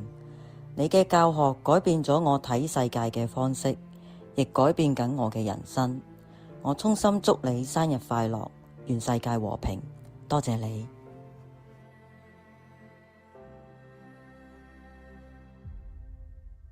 मैं universal council Hindi भाषा श्वेता अनवर हमारे प्रिय मेहरान जी, प्रिय अति प्रिय मेहरान जी को हृदय के अनंत द्वार से शुभकामनाएं देती हूँ, हार्दिक बधाई देती हूँ आज के दिन के लिए। और आप हज़ारों साल जिए। आपके दिल में जो इंसानियत के लिए सुख संपदा और शांति है वो प्रकाश में आए। माता का आशीर्वाद आपके साथ है और हमेशा रहेगा। आप हमारे बीच हैं, एक प्रकाशमय पुंज की तरह और हमेशा रहेंगे। शाश्वत प्रणाम, सलाम, नमस्ते, आपको salute. ما دانشجویان بنیاد کشه از هر گوشه و کنار این جهان هستی میلادتان و این زاد روز خجسته و فرخنده را به شما و به تمام اهالی کره زمین صمیمانه و مخلصانه با تمام وجودمان تبریک عرض می‌کنیم و امیدواریم که هرچه زودتر ایزد منان به این مأموریت عظیم الهی شما دست پیروزی ببخشد و همواره تا ابد با عمر جاودانی همیشه درخشان و مستحکم بمانی. Dear Mr. Keshe, it's Yusuf. I wholeheartedly congratulate you on your 67th birthday. Your life is full of the light of knowledge and beautiful moment. I hope this new year bring you health, joy and greater success. Happy birthday, Mr. Keshe. عزيزي السيد مهران، تاريخ ميلادك تاريخ مفصلي في حياتي العملية والنفسية، وبعد تعرفي عليك أصبح تاريخ مفصلي في حياتي الروحية. كل عام وأنت في ألف خير، وعيد ميلاد سعيد وتحقيق كل ما تصبو إليه، الصحة والعافية والهناء والتقدم. Felice compleanno, signor Keshe. Benedetto il tempo in cui la tua anima ha scelto la destinazione terra. Benedetto il tempo in cui sei nato su questa terra. La comunità italiana è unita oggi, con l'augurio che ogni tuo desiderio si realizzi, anche con il supporto della nostra anima. Immensa gratitudine e amore siano con te oggi e per sempre.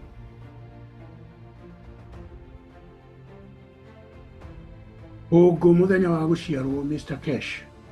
Ithenya-inĩ rĩa acaria ũũgĩ a mũthingi wa Keshe a Kenya na Abirika na ithenya-inĩ rĩakwa niĩ mwene, nĩndakwendera mũthenya wa gũciarwo wa gĩkeno Mr. Keshe.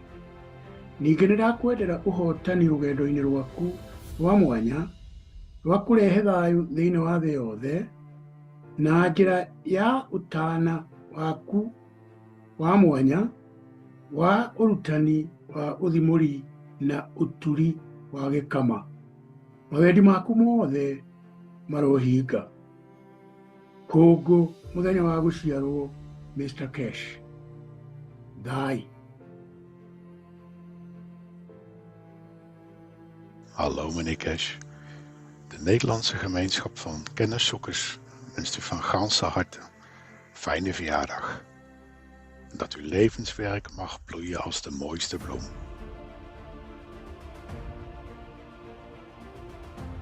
Kjære Mr. Keshe, gratulerer med dagen. Jeg vil takke deg for alt du gir til menneskeheten.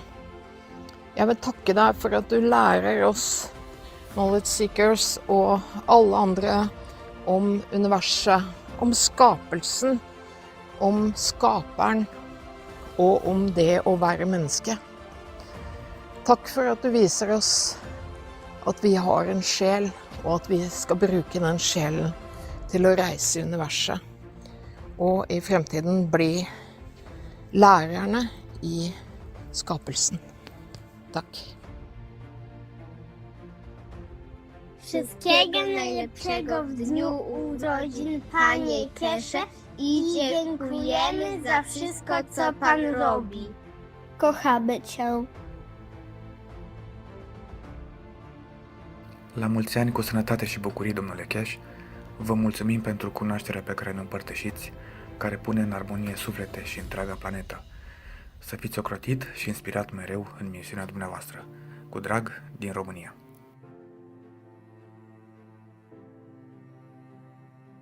Bus gudelu signona Mr. Keshe. Mangilaynya na guddufan ak wér-gi-yaram. Di la gërëm si liggéey bu rëy bi ngay def ngir jubuwaale waa àdduna. Jërëjëf si xamal ñu dimbalante mooy li tax ñu wàccee ñu si kaw suuf si. Te jëf bu rafet mooy caabi buntu kër borom bindeef bi. Pek aziz ve çok muhterem Mehran Tavakkoli Keshe Hazretleri. Bu ses biz aciz talebelerinizden size bir gönül niyazıdır. Siz ilm ile dünün çağdaş bir tercümanı, vakti ve mekanı aşan bir yoldaşsınız. Hakkın izniyle açtığınız bu irfan yolunda nice gönüller nura kavuşmuştur.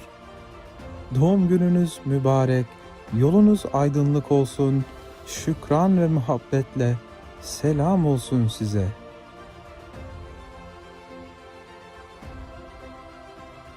Hello, Mr. Keshe.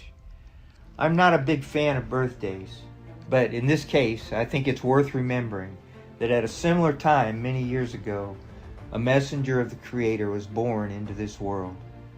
Today, I hope you have a minute where you feel the love and respect we have for you.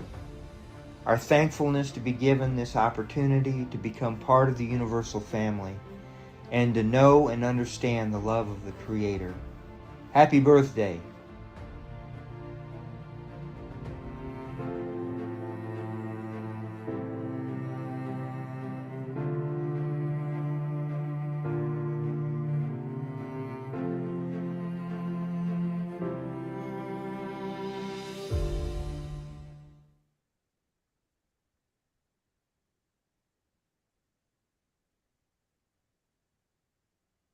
Thank you very much.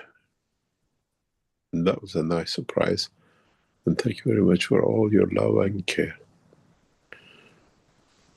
We try to bring the change.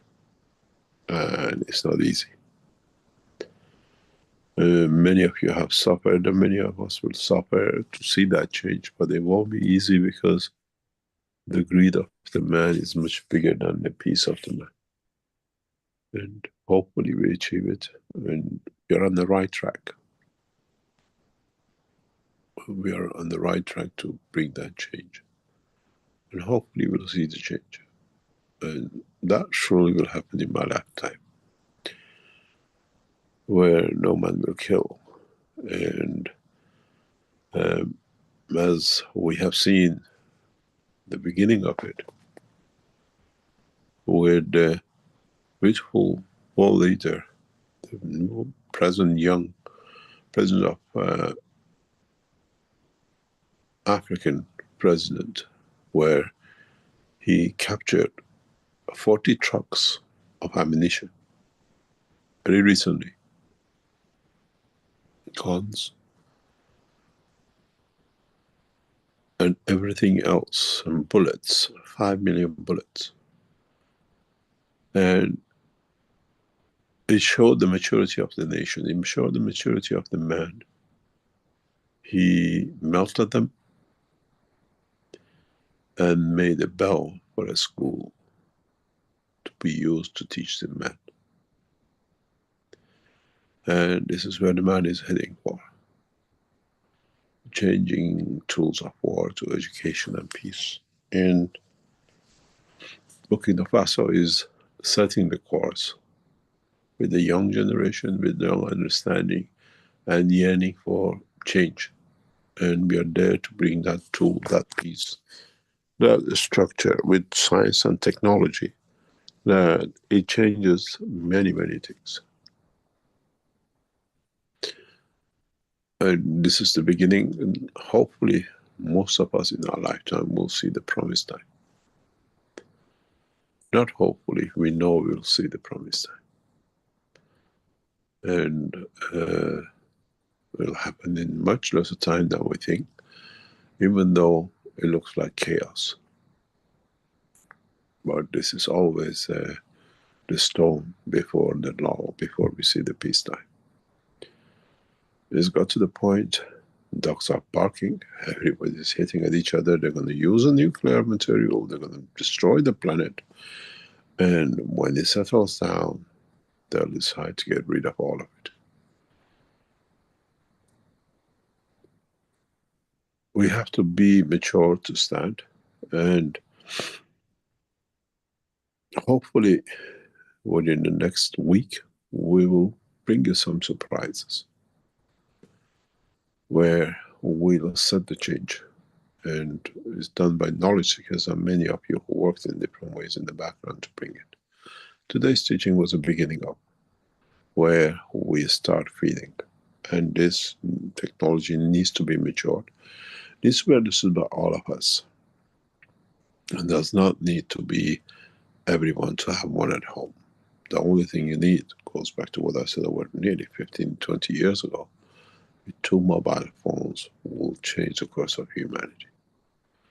One is to keep man communicated, and one for man to understand how to fly through the dimension of the soul. Thank you very much. It was beautiful. And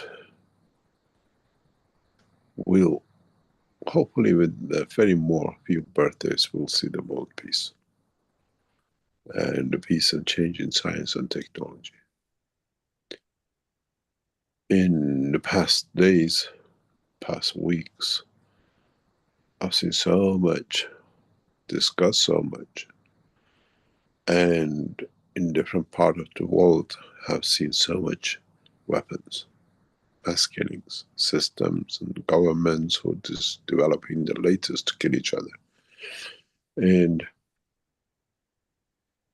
as we matured in Africa, will mature in the rest of the world very, very soon. Thank you very much.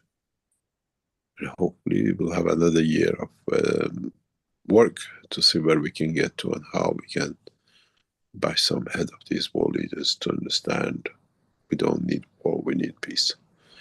And we'll set the course, you will understand very soon. We'll set the course for change. And we'll see the rest. Thank you very much. If there are any questions that we can answer. Yes, indeed, there are lots of questions. I have a question of my own, maybe, to start out with. We've seen, as you have mentioned, about the cat, for example, to notice animals and changes in their behavior and whatnot. And we have recent, the scientists have determined that even reptiles and fish are sentient beings, that they feel And now they're saying that even insects are sentient. And this will change many of the laws and the way people interact and perceive our other beings on this planet. And they're even saying that even rivers have rights now. They have a right to flow where they wish.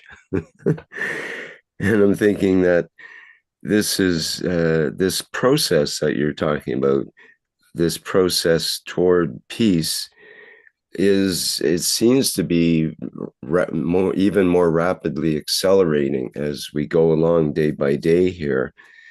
And I'm wondering, how much do the Keshe Foundation systems that you're working with, how much does that add or interact with this acceleration process, which is, as you've talked about today, it's a natural process that's going on through the whole planet due to the environment and, cosmic ray forces, other such things that might be interacting at this time. Well, how much do the Keshe Foundation systems affect all of that? Is it in a major way, a minor way? Is it just for knowledge seekers? Is it for the whole planet? Could you explain that a little more? Are we the cause of it, or have we start rolling this, what do you call it, the ball down the hill? And is it our wish, which, as is plasmatic, is transferring to everybody else, everywhere else? And we are not the only people who wish and work towards peace, to achieve peace, to create peace. But my wish is my command. And there are thousands of knowledge seekers and non-knowledge seekers which their wish is that, to create that position. But for sure, there is a movement of fields and energies going that way. I have said in the past, I don't know if you've heard it or not, is responsibility of us to set example, to go to that point. In the Second World War, we executed German leaders who had started the war. And we inaugurated the soldiers or airmen who dropped the Hiroshima bomb.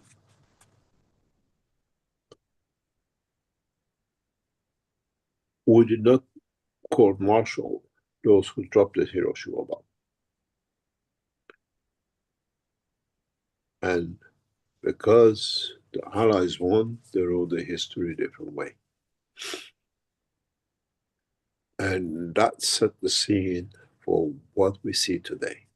One nation threatening the other one with a nuclear war and everything else.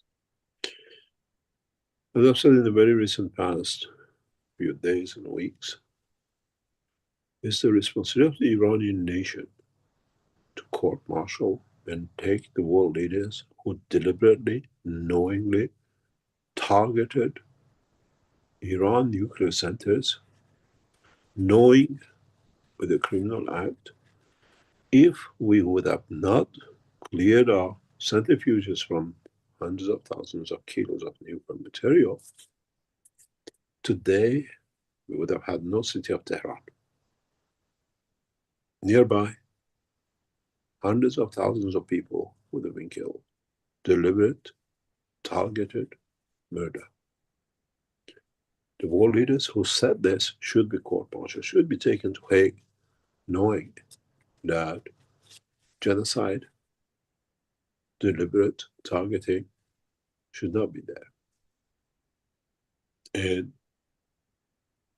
how we change things, how we understand things is man moving towards peace, or is man getting pushed towards peace? We have to show the animal behavior first to know who's who.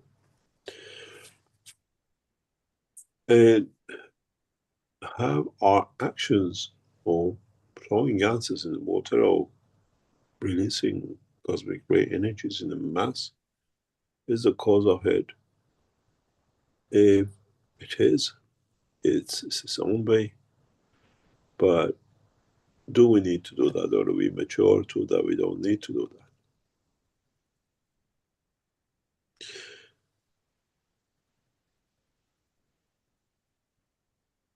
Is our new conditions are creating new barriers for us to overcome, to understand more. And in the past few weeks, I have never worked so hard trying to create a condition to protect the nation of Iran, then at the same time try to bring change in the dimension of the what I call understanding of what it means to release energies, release more or less whatever you want to call it, to change the position of the world leaders to lead to that. Does not matter, animals or whatever.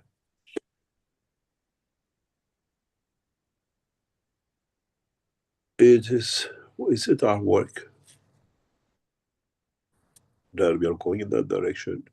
Is it because I've seen many knowledge seekers, even recently, past few days, going into the ocean and emptying bottles of gases in the oceans, and us releasing these new cosmic ray materials because they're all connected to each other. And strange enough, the people who make these cosmic rays, especially if you receive these balls and everything else, they are men of peace. They are people who work just for peace with the love, the emotion, the tenderness they put. I've seen how this group puts everything, even to the dots on the balls, and how things to be, how the materials is all done to bring that peace position together. And it's bottled, and you receive a little ball. And these balls are more or less right across the planet.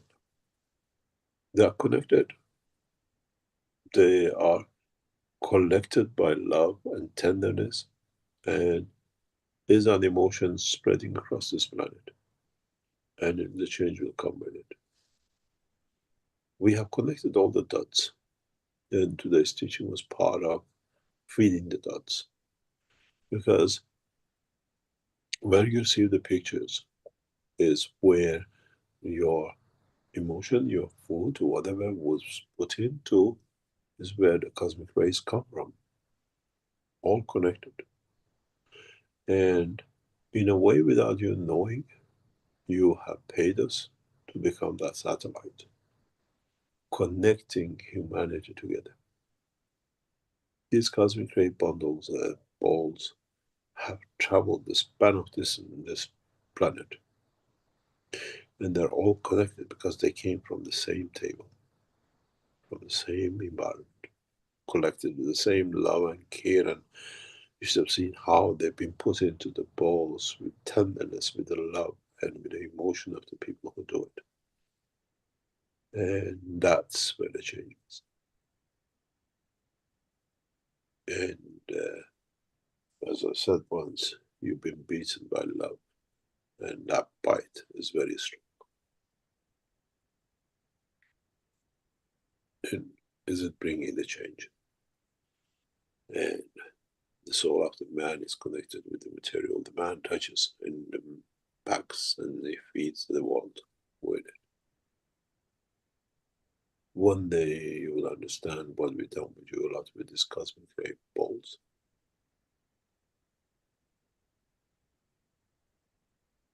And is it the cause of it? Part of it. Would it change? Part of it. And would it bring that change? I wish for the help of some of the world leaders to get there. And sometimes I wish some of the world leaders should not be there because they stop us getting there. And what we need to concentrate and, in a way, pray or give to the soul of these world leaders that we jump that fence and bring that change. We saw, you remind me of the teachers when slaps a child with a ruler on the fingers that you've done something wrong. I don't know if you heard it or not, this has been public. In the past few hours, 24 hours, 48 hours, Putin has called Netanyahu direct and saying, you touch, we chop your fingers off. You play dirty, you'll be played dirty with, there'll be no more. And one man, one crazy man is bringing humanity to the verge of annihilation. And he enjoys it. He's actually a sadist more than anything else. And some people are feeding from it, and some people are working with it to the benefit of. And I don't think ever human race has been on a seesaw of emotion and leadership than in past 3, 4, 5 weeks. We've seen greed, we've seen power, we've seen gentleness, we've seen fear. And as I said, if you'd have listened to the last week teaching, I requested from Ayatollah Khamenei Irani to allow us to sell nuclear materials. And we have offered the nuclear material to some of the most leading nations in the world. It's a peace policy, it's a peace diplomacy. If you understand how and why. And I hope, my biggest wish is Ayatollah Khamenei accepts my decision in a short way. And with it, I see as part of the world peace steps to be taken in the right direction. Not because of selling nuclear material, in a way to taking the leg out of all this heated debate for 20 years, that we can concentrate on peace work. I pray for the soul of Khamenei to understand what is need to be done and the reason behind it. And will it bring change? It will do. And would the world nations will move to do that? Would we go against the greed? Would we go against the what we call temptation of the war? And would we reach? Would the answers do? Would your prayers do to elevate the soul of Ayatollah Khamenei of Iran to accept this offer? I've spent hours and days pushing on all directions in the world of the politics and diplomacy to get this moved. And if we get it, and if we go through it, it'll be a very small step, but would it lead us to world peace? Or we get the rejection and we head for what we don't want to head in.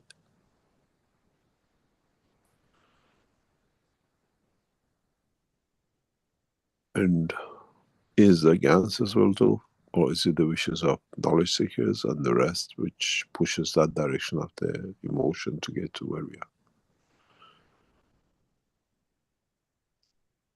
Would it change what it's supposed to do? But in a way, yes. We started a process tonight which will try to extend it in a very big way, because we have to analyze the data. We just didn't feed you with oranges and whatever. We analyze, as you've seen, we always collect data in the background and see how we affected, how we got the answer, how we changed everything else, and what's the next step. What will happen with the teaching of next week? I don't know. We'll see. And the past 2 weeks, we brought you the condition, how you feel. We control the energies, we control the fields. Now we control the energy of life, which is food. And then we'll see what happens. We use the universal communication system of satellites and the rest to bring that change. Everything is coming together in the next maybe 4 or 6 weeks to create that condition of change. And as I said, I explained to knowledge seekers, especially those who are close to me in the past few days, we were not ready. We were not ready to go out and take the responsibility to create that condition of peace, to feed humanity with the energy of the universe. And everything had to come together, and another 2 or 3 weeks we'll be together. Today is the beginning. You wondered how we put the lines from Palestine. Now you've seen how many of you today have eaten from the same source. But this time, in a very different way, with a much, much, much deeper understanding of how to be done.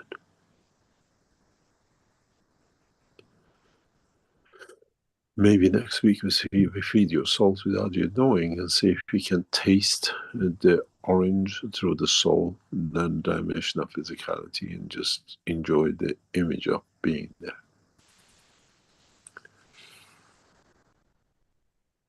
Let's see. Was it?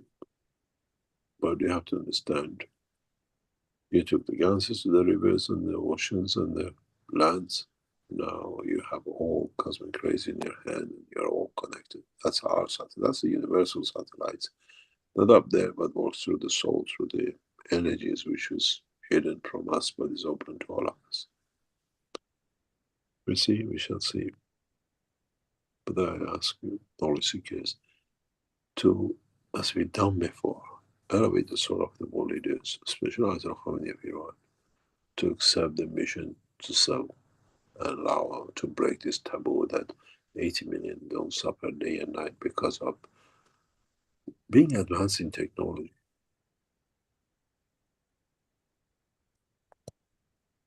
It's like, as I said, meeting a beautiful woman just because you are beautiful. If you're ugly, we don't touch you.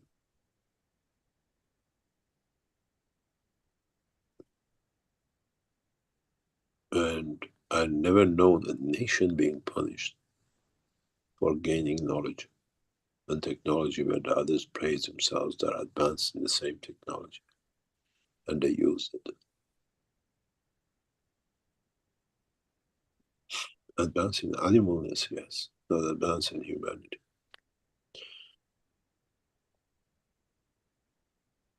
Any other question?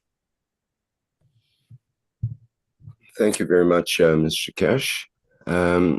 We have a couple of hands up here. I like to always let the people with hands up go ahead first with their questions. And we have a number of other questions. And of course, you've mentioned we have a time limit here. So we'll try to get them in. And if not, we'll have them carry over till next week. So let's start with Mario. Would you like to go ahead, please?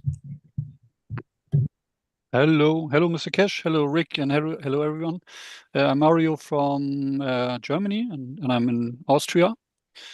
Thank you for everything you're doing, and thank you for this transmission. That was wonderful, and I actually felt that orange juice, especially the watery part, as Rick mentioned, and it was the same feeling as when we had the sessions once when you transmitted water and like the whole mouth was watery. This it was a similar sensation. My question is about these transmissions that are happening now every week. What's the best way for everyone to participate? Does everyone has to come into the English knowledge seeker workshops? And also, does it work when someone is listening to the German channel or the whatever other language channels? We are learning from you, knowledge seekers. We know people who listen to the recordings get the same kind of effects as those who actually participate live. And to what extent would this will allow us to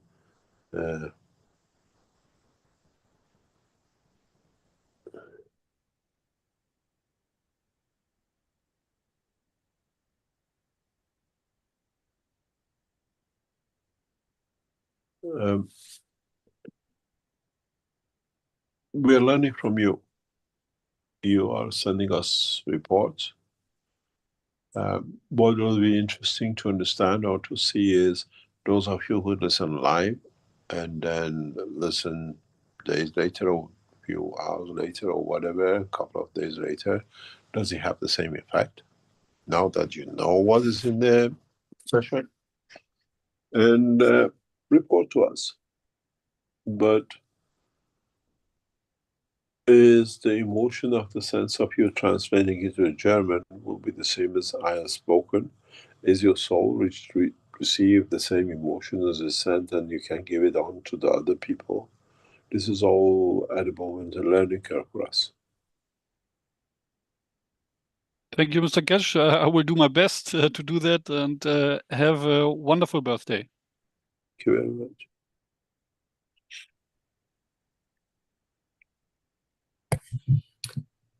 Thank you, Mario. Next we have Azar. Would you like to go ahead? Hi, Mr. Keshe. Hi, Rick. Hi, everyone. Mr. Keshe, I try to ask this question because somehow I'm very shocked because, one thing is about, I want to say it in a way that I think, I don't know how to say, but anyway, on a teaching of number 32, if people go back to it, is very beautiful, especially the first hour. And you talk about you actually, when you start writing on a paper and like a kid teach us this, actually is amazing how much we can learn from that. And I always go back to those kinds of teaching. But anyway, when you were teaching and you showed how when you created plasma in the middle, and you have that plasma, and you can direct it any way you want to create the light, create energy, you can stop any satellite. And you can stop everything that exists on this planet, even all the weaponry system, if you know how to do it. So now if I hold on to this image that you tell us, and no one has done it, but you know how to do it, then I come to a position to see, because this stuff that I see and I hear people talk, the Jewish people talk like this, I'm at the point of shock because I never knew that human can exist that can be like this. You see, I've seen soldiers who have gone to Vietnam War. I've seen soldiers in Iran that they fought in Iraq War. None of the soldiers in any conditions, when they came back or they talk about, they were happy to shoot someone. They all had remorse. They all had a sad feeling. But I see Israeli soldiers with the snipers shooting a kid, and they're laughing and they're smoking on top of dead people. And I see two Jewish guys on a podcast, and the guy says, if it was a bottom in front of me and I could press it in a second, that I kill everyone in Gaza, I do it in a heartbeat. For me, I never seen a human being talk like this. I never seen this before. And my question is, if we can stop all the satellite, that all the weapons stop, why can't we do this? Because if you do it, because I'm sure you can do it. For you, nothing is impossible. You can do it. If you do it, all the world is going to say, what is happening? Why our weapon doesn't work? Everybody has a question. Or with the plasma, I don't know how to do it, but you can create plasma field a screen all over the world, like a screen of TV that can show everything that everyone doing wrong any place on this planet. So everybody can see it, because I don't know how to do it, but I can imagine the plasma, the way plasma works. I know all these things are possible. But why is it that we cannot do any of these things? Because just like for me, is a mind. Somebody told me the way you dream, that you wake up from a dream and you say, "Oh, it was a dream." You falling or you something happening. You say it was a dream. Sometimes I feel maybe I am dreaming. I have to wake up at this nightmare, because that's how I feel. But my question for you is, why is it you don't do that? This is part of the process of the learning and change. This is not the first time this has happened.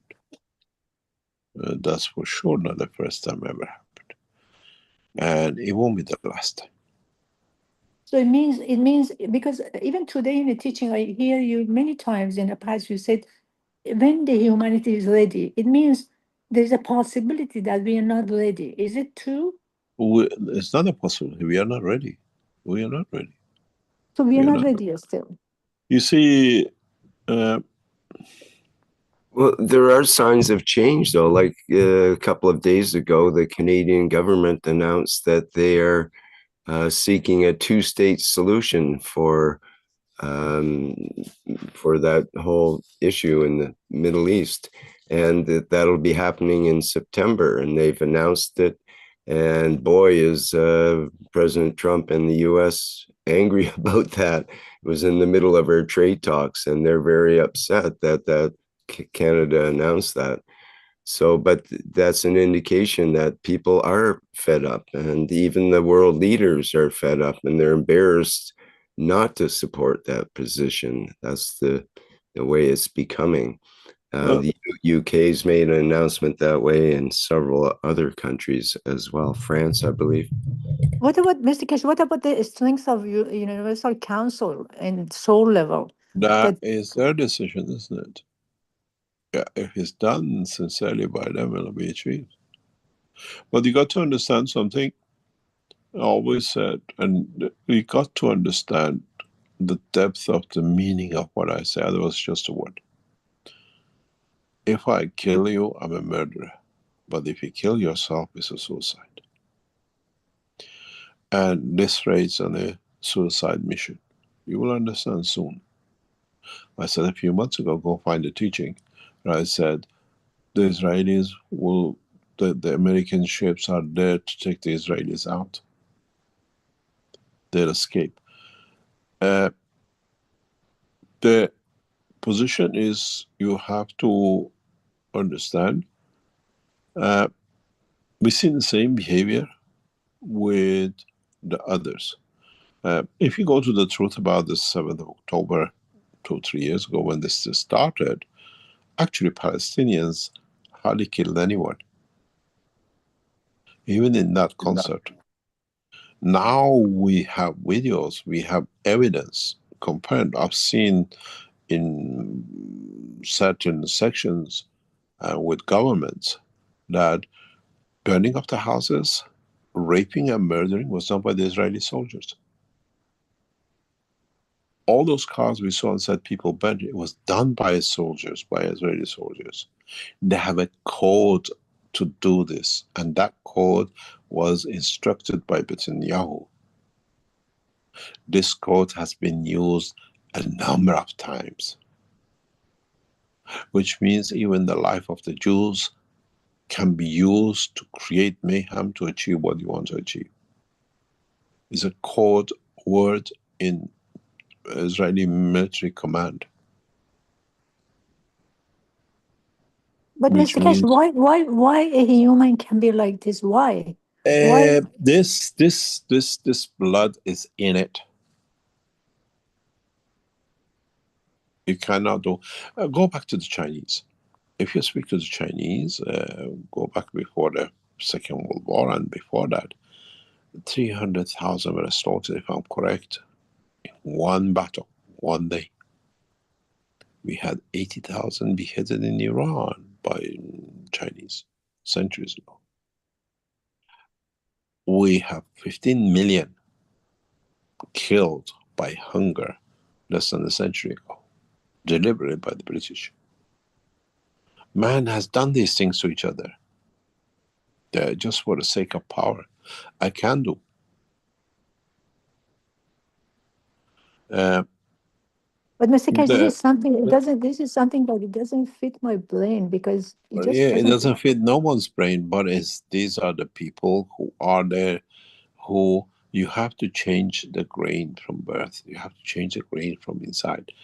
These people, I see many of it because, believe it or not, I'm involved in this Middle East peace and work to my neck, 24 hours a day. Are they human?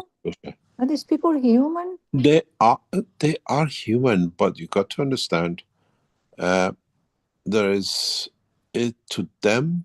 It's the same as we seen with the Palestinians. We saw with the Libyans who came, or Syrians who came to Iran and killed people. We saw with the girls flying with the bullets in the head. It wasn't Iranian, it was the Syrians. We've seen all this. It doesn't limit to the point of nationality and the race.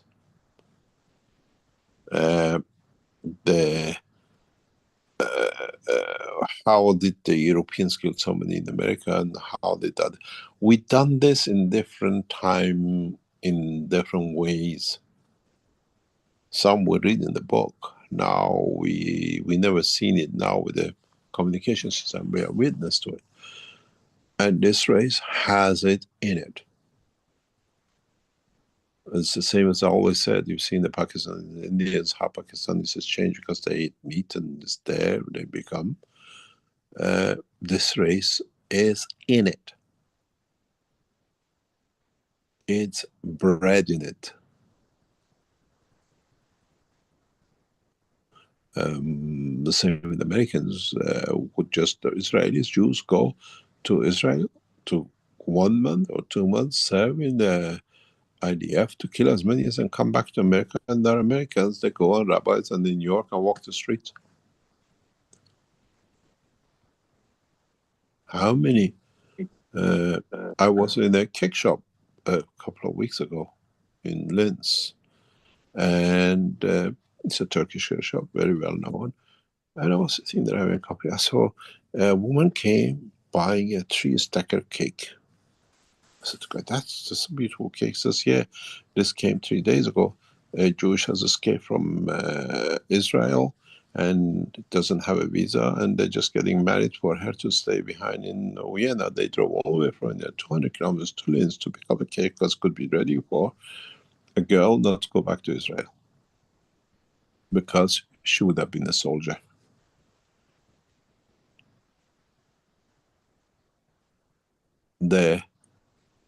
It was very strange to witness this. We've seen it, it's not just there. You see it in the different shape, how it suits. This is ingrained in the blood of the man. You spend time in prison.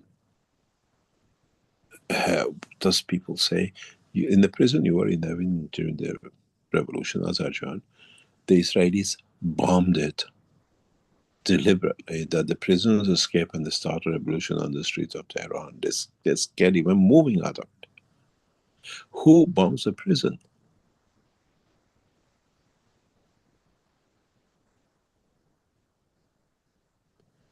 This race is below than dust, and you cannot change anything in it. And in time, we'll sort it out. It'll be sorted. Not much longer, but in time it's sorted. It's nothing you can do with this race. The man killed the tribe which fed him.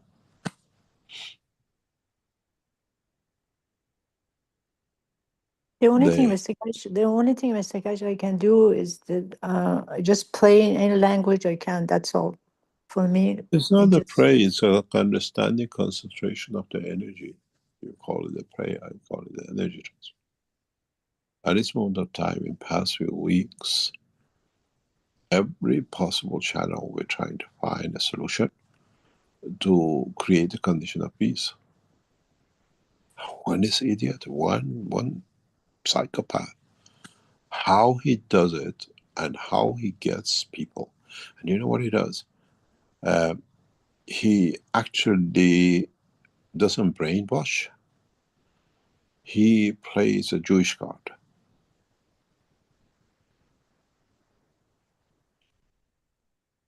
And killing him is not an answer. It's how to get rid of this habit of this bloodline. It does not matter if they're Polish, if they are Iranians, if they are Russian, they all behave the same.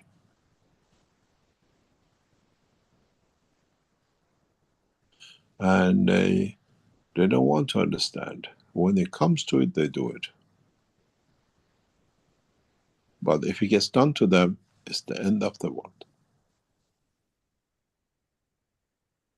But also, Mr. Keshe, I heard that somebody, a Jewish person who was like was talking against what the action they're doing in Gaza, was saying that in the schooling they teach them that one Jewish person is equal to 10,000 people out there. It means they see themselves. they are the chosen one. This is the best thing they start teaching them. They are the chosen one.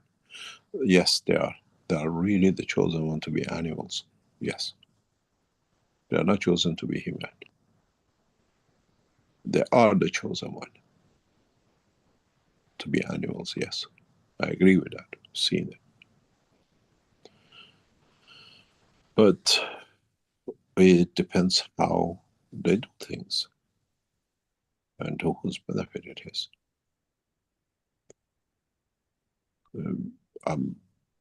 Those people who are close to me, they know how much I'm involved in this thing, trying to at least limit the damage to especially Iran and bring a position back.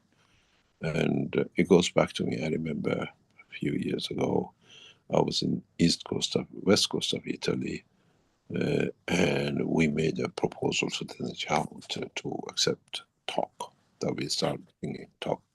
And CIA officer called Mrs. Mehran. I was with the Minister of Education of Saudi Arabia. We were together, family. They were in the same time with us. And I discussed that with the minister. And he said, Mehran, Netanyahu says he negotiated with anybody but you. He'll talk to anyone, because he said he knows you get it your way and he has to step down.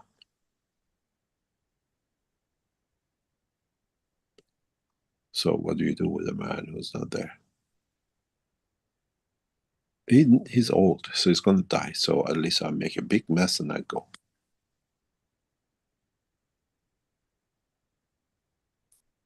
What's the next one? Where we stand? What are we going to do? We have plane loads now, today, currently, leaves Europe from here to Israel to 2 months tour of soldiers on Gaza to kill people from Gaza, and they return back to Europe. No more people walking. So we pass murderers and governments allow them back. I know one returned last Thursday. They go, one said what? They go on a hunting mission. I don't know if you know what, years ago, people used to pay a huge amount of money to go to Africa to shoot animals. Jews are going on hunting mission in Gaza. They go for 2 months, 1 month, a week, just to go and hunt. And our European leaders allow them back in.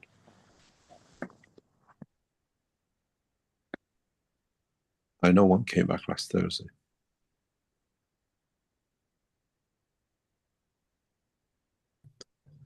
There's a rumor that they shoot only particular body parts on certain days as a game.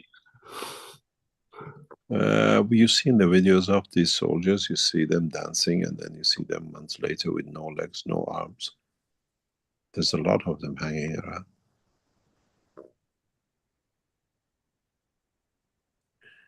Is there one more question? I have to leave, I have to attend another meeting. Thank you, Mr. Keshe. Thank you very much. Okay, thank you, Azar. What I've done is I've recorded all of our questions in our Q&A because there's some really good and in-depth questions that we can use for next week. And we have one more hand up here with Francine, if she could go ahead now. And I guess that would be our final question. Very much.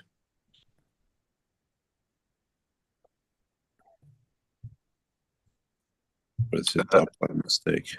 Hello, Francine. Can you open your mic? Okay, that's not the hands down now. Okay, so let's go to, well, our first question from Michael Buse was actually what you've just answered, so I'm not going to get into that particularly. Thank you for your answering the question before it's asked, Mr. Keshe. We have a question from Leomar from the Brazilian community through Cristiano. Says, first, I want to express my gratitude for everything you've done for humanity. During experiences in which we transmute to the dimension of the soul, it is common to observe our own body at rest, indicating that we have accessed the dimension of the soul. In these moments, we realize that we can move anywhere. However, we are often unable to consciously control the destination of the journey and are led by the soul to unknown places without clarity as to where we are.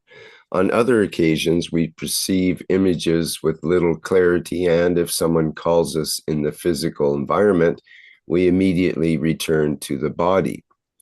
So one, considering these aspects, I ask, is the difficulty in maintaining lucidity and total control during the transmutation of the soul related to the degree of balance between the soul of physicality and the soul of the man? I don't understand. Okay, so he's having difficulty maintaining lucidity and control during the transmutation of the soul process. And is that related to the degree of balance between the soul of physicality and the soul of the man? It's partially because we are on subconscious. As much as we are, it's something I never explained. Maybe I'll try to explain and then we'll talk about it sometime later. As much as you drift into the dream and then you travel the span, your soul of physicality is aware of this. So it tries to pull you back to itself, to come back through the dimension of the connections and even movement of the body. When you move, you're dreaming and you move in bed, is your physical condition calling you back, come back. And this is the time you come and you go back again, carry on or change somewhere, or you go to another dream. But you got to understand that you still live dual life.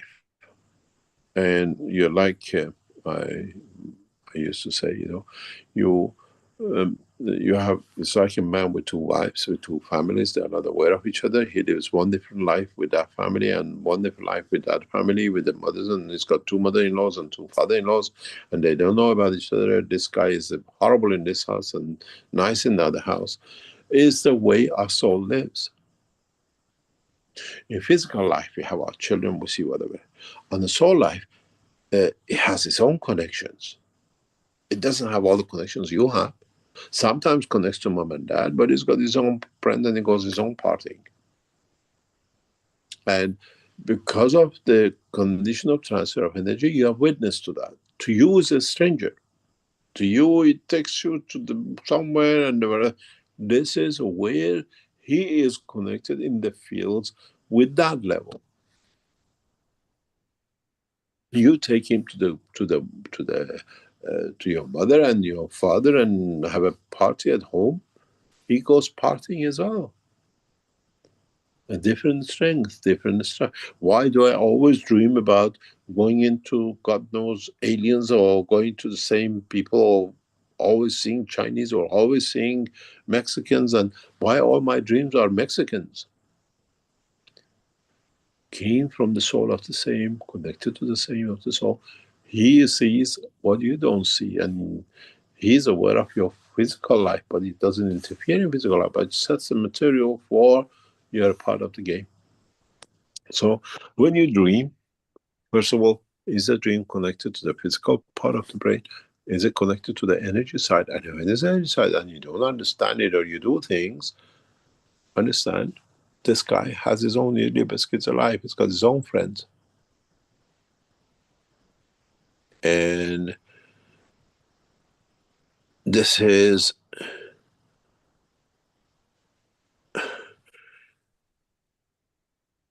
how energy level and the physical level changes. And you dream in that dimension. Your physicality pulls you back, because now physically, sorry, the wife slept on the arm and is going to sleep. I have to change to wake up the soul of physicality, to give a kick to the soul which was dreaming somewhere else, bring him back, because I cannot move without it, because his position in the brain decides which way I sleep. So you're pulled back, and then you move and you carry on with the dream again, or you end up somewhere else. Is it a physical dream? Is it a connection with the soul of physicality and the physical structure of the brain? Or is it a soul dream? And if one understands the separation, the difference, then you see why you go up, and you see that you look at your physical life, physical body when you're away. And then you understand the explanation of it. What is strange is, does the soul of the man look down on the physicality when it leaves it the last time? Would it see through the same eye as you see it in the physical life, when you look down and see your body is there, and later on you're in it and you walk? These are the things we start teaching very slowly, and then you practice, you see it, and then you understand it. There's a lot of teaching to us still to go. Well, that was the second part of Leomar's question, which was, once we find ourselves outside the body, connected to the dimension of the soul, how can we develop the mastery necessary to consciously decide our destination and the moment of return to the physical body?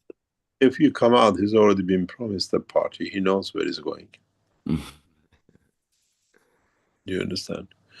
So the mastery comes before the point of leaving the body, in a way. I mean, it's already predetermined. Yeah, of course. We may learn things, but we don't really develop the mastery once we're outside. We learn it when we're outside, but on the other hand, we have to understand we have one leg in there connected to. It's one simple thing. All the magnetic fields are connected, but the magnetic field of the soul of physicality is, as long as it's got connection to you, is your rope, you're on the leash. The boss calls anytime, you're like, come back, I'm still working, I'm not leaving. You understand? This is why you see the body, but in a way there is that you don't see the rope, you don't see the connection. Okay, very. As I said, we don't want to accept that you're on the leash, but this leash is very tight.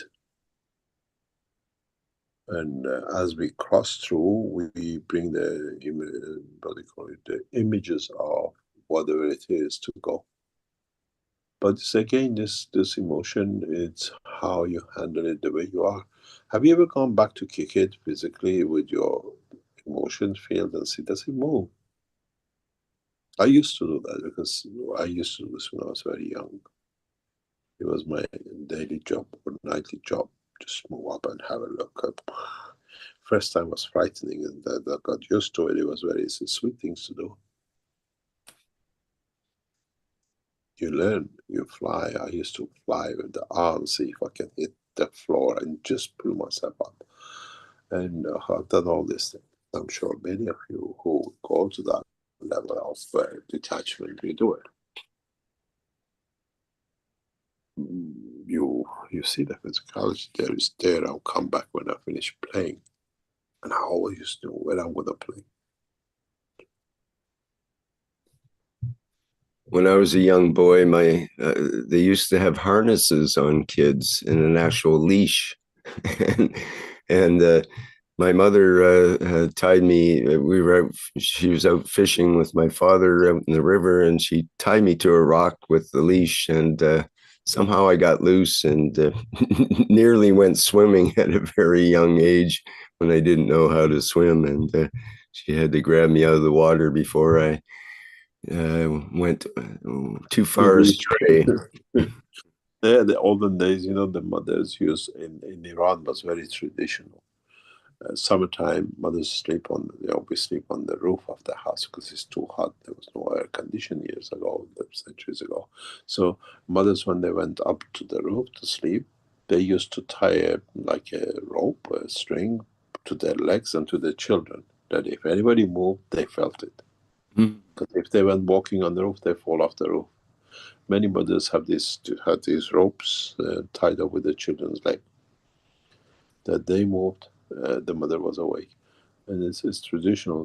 This time is not the mother you're tied up to, it's your own physicality, which is down there. So it is with the soul. A great mother. I was walking once when my older son was very young, couple of years. He was very mischievous. He was running everywhere in the shopping and taking. So I bought him this, was very fashionable. I still see some people wearing a dog leash. You put that one to your wrist and one to his wrist. And it's elastic. He can go there, but this, where he is. And this old woman says to me, "Is he a dog? You put your dog on the leash, not your son." I said, "Do you want to see where that one goes? You never see him. I prefer him to be a dog, and I prefer to be another dog. At least I know where he is. I have a peace of mind. I know what he's up to." And this is what it is. What we are leashed to the soul with the magnetic field. We are essence of life. Shall we call it a day? I have to go into. Yes, indeed. Thank you very much indeed. Thank you so much, Mr. Keshe. We'll see you. I might have a very big surprise for you next week if everything goes the way we are. Great. And that's the beginning of the change in humanity. We set the structure. We played upside. Thank you very much, and see you next week. Okay, excellent. And may all your birthday wishes come true, because you always get what you wish for, as your mother said, I think, one time. So that seems almost a given. Thank you. Thank you very much. Thank you, and goodbye. Okay, that brings to a close our 601st Knowledge Seekers workshop here. Before we go, I wanted to share something from just a second here. There's a glitch where I have to share differently. Okay, and just a second here.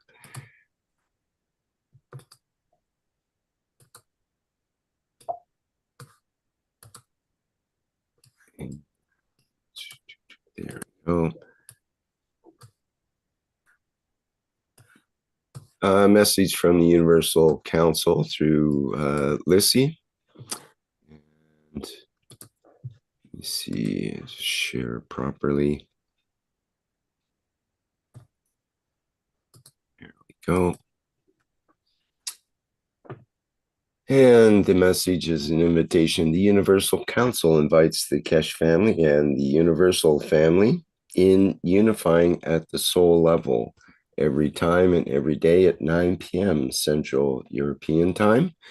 to give freely from our soul, to connect and elevate all leaders to work as one soul in one direction, with Mark Ray Corporation and Keshe Foundation, to achieve peace through technology in exchange for peace, as one nation, one planet, one race.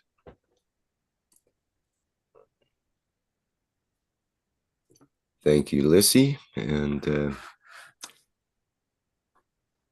thank you to everyone for being part of today's program. And this brings to a close our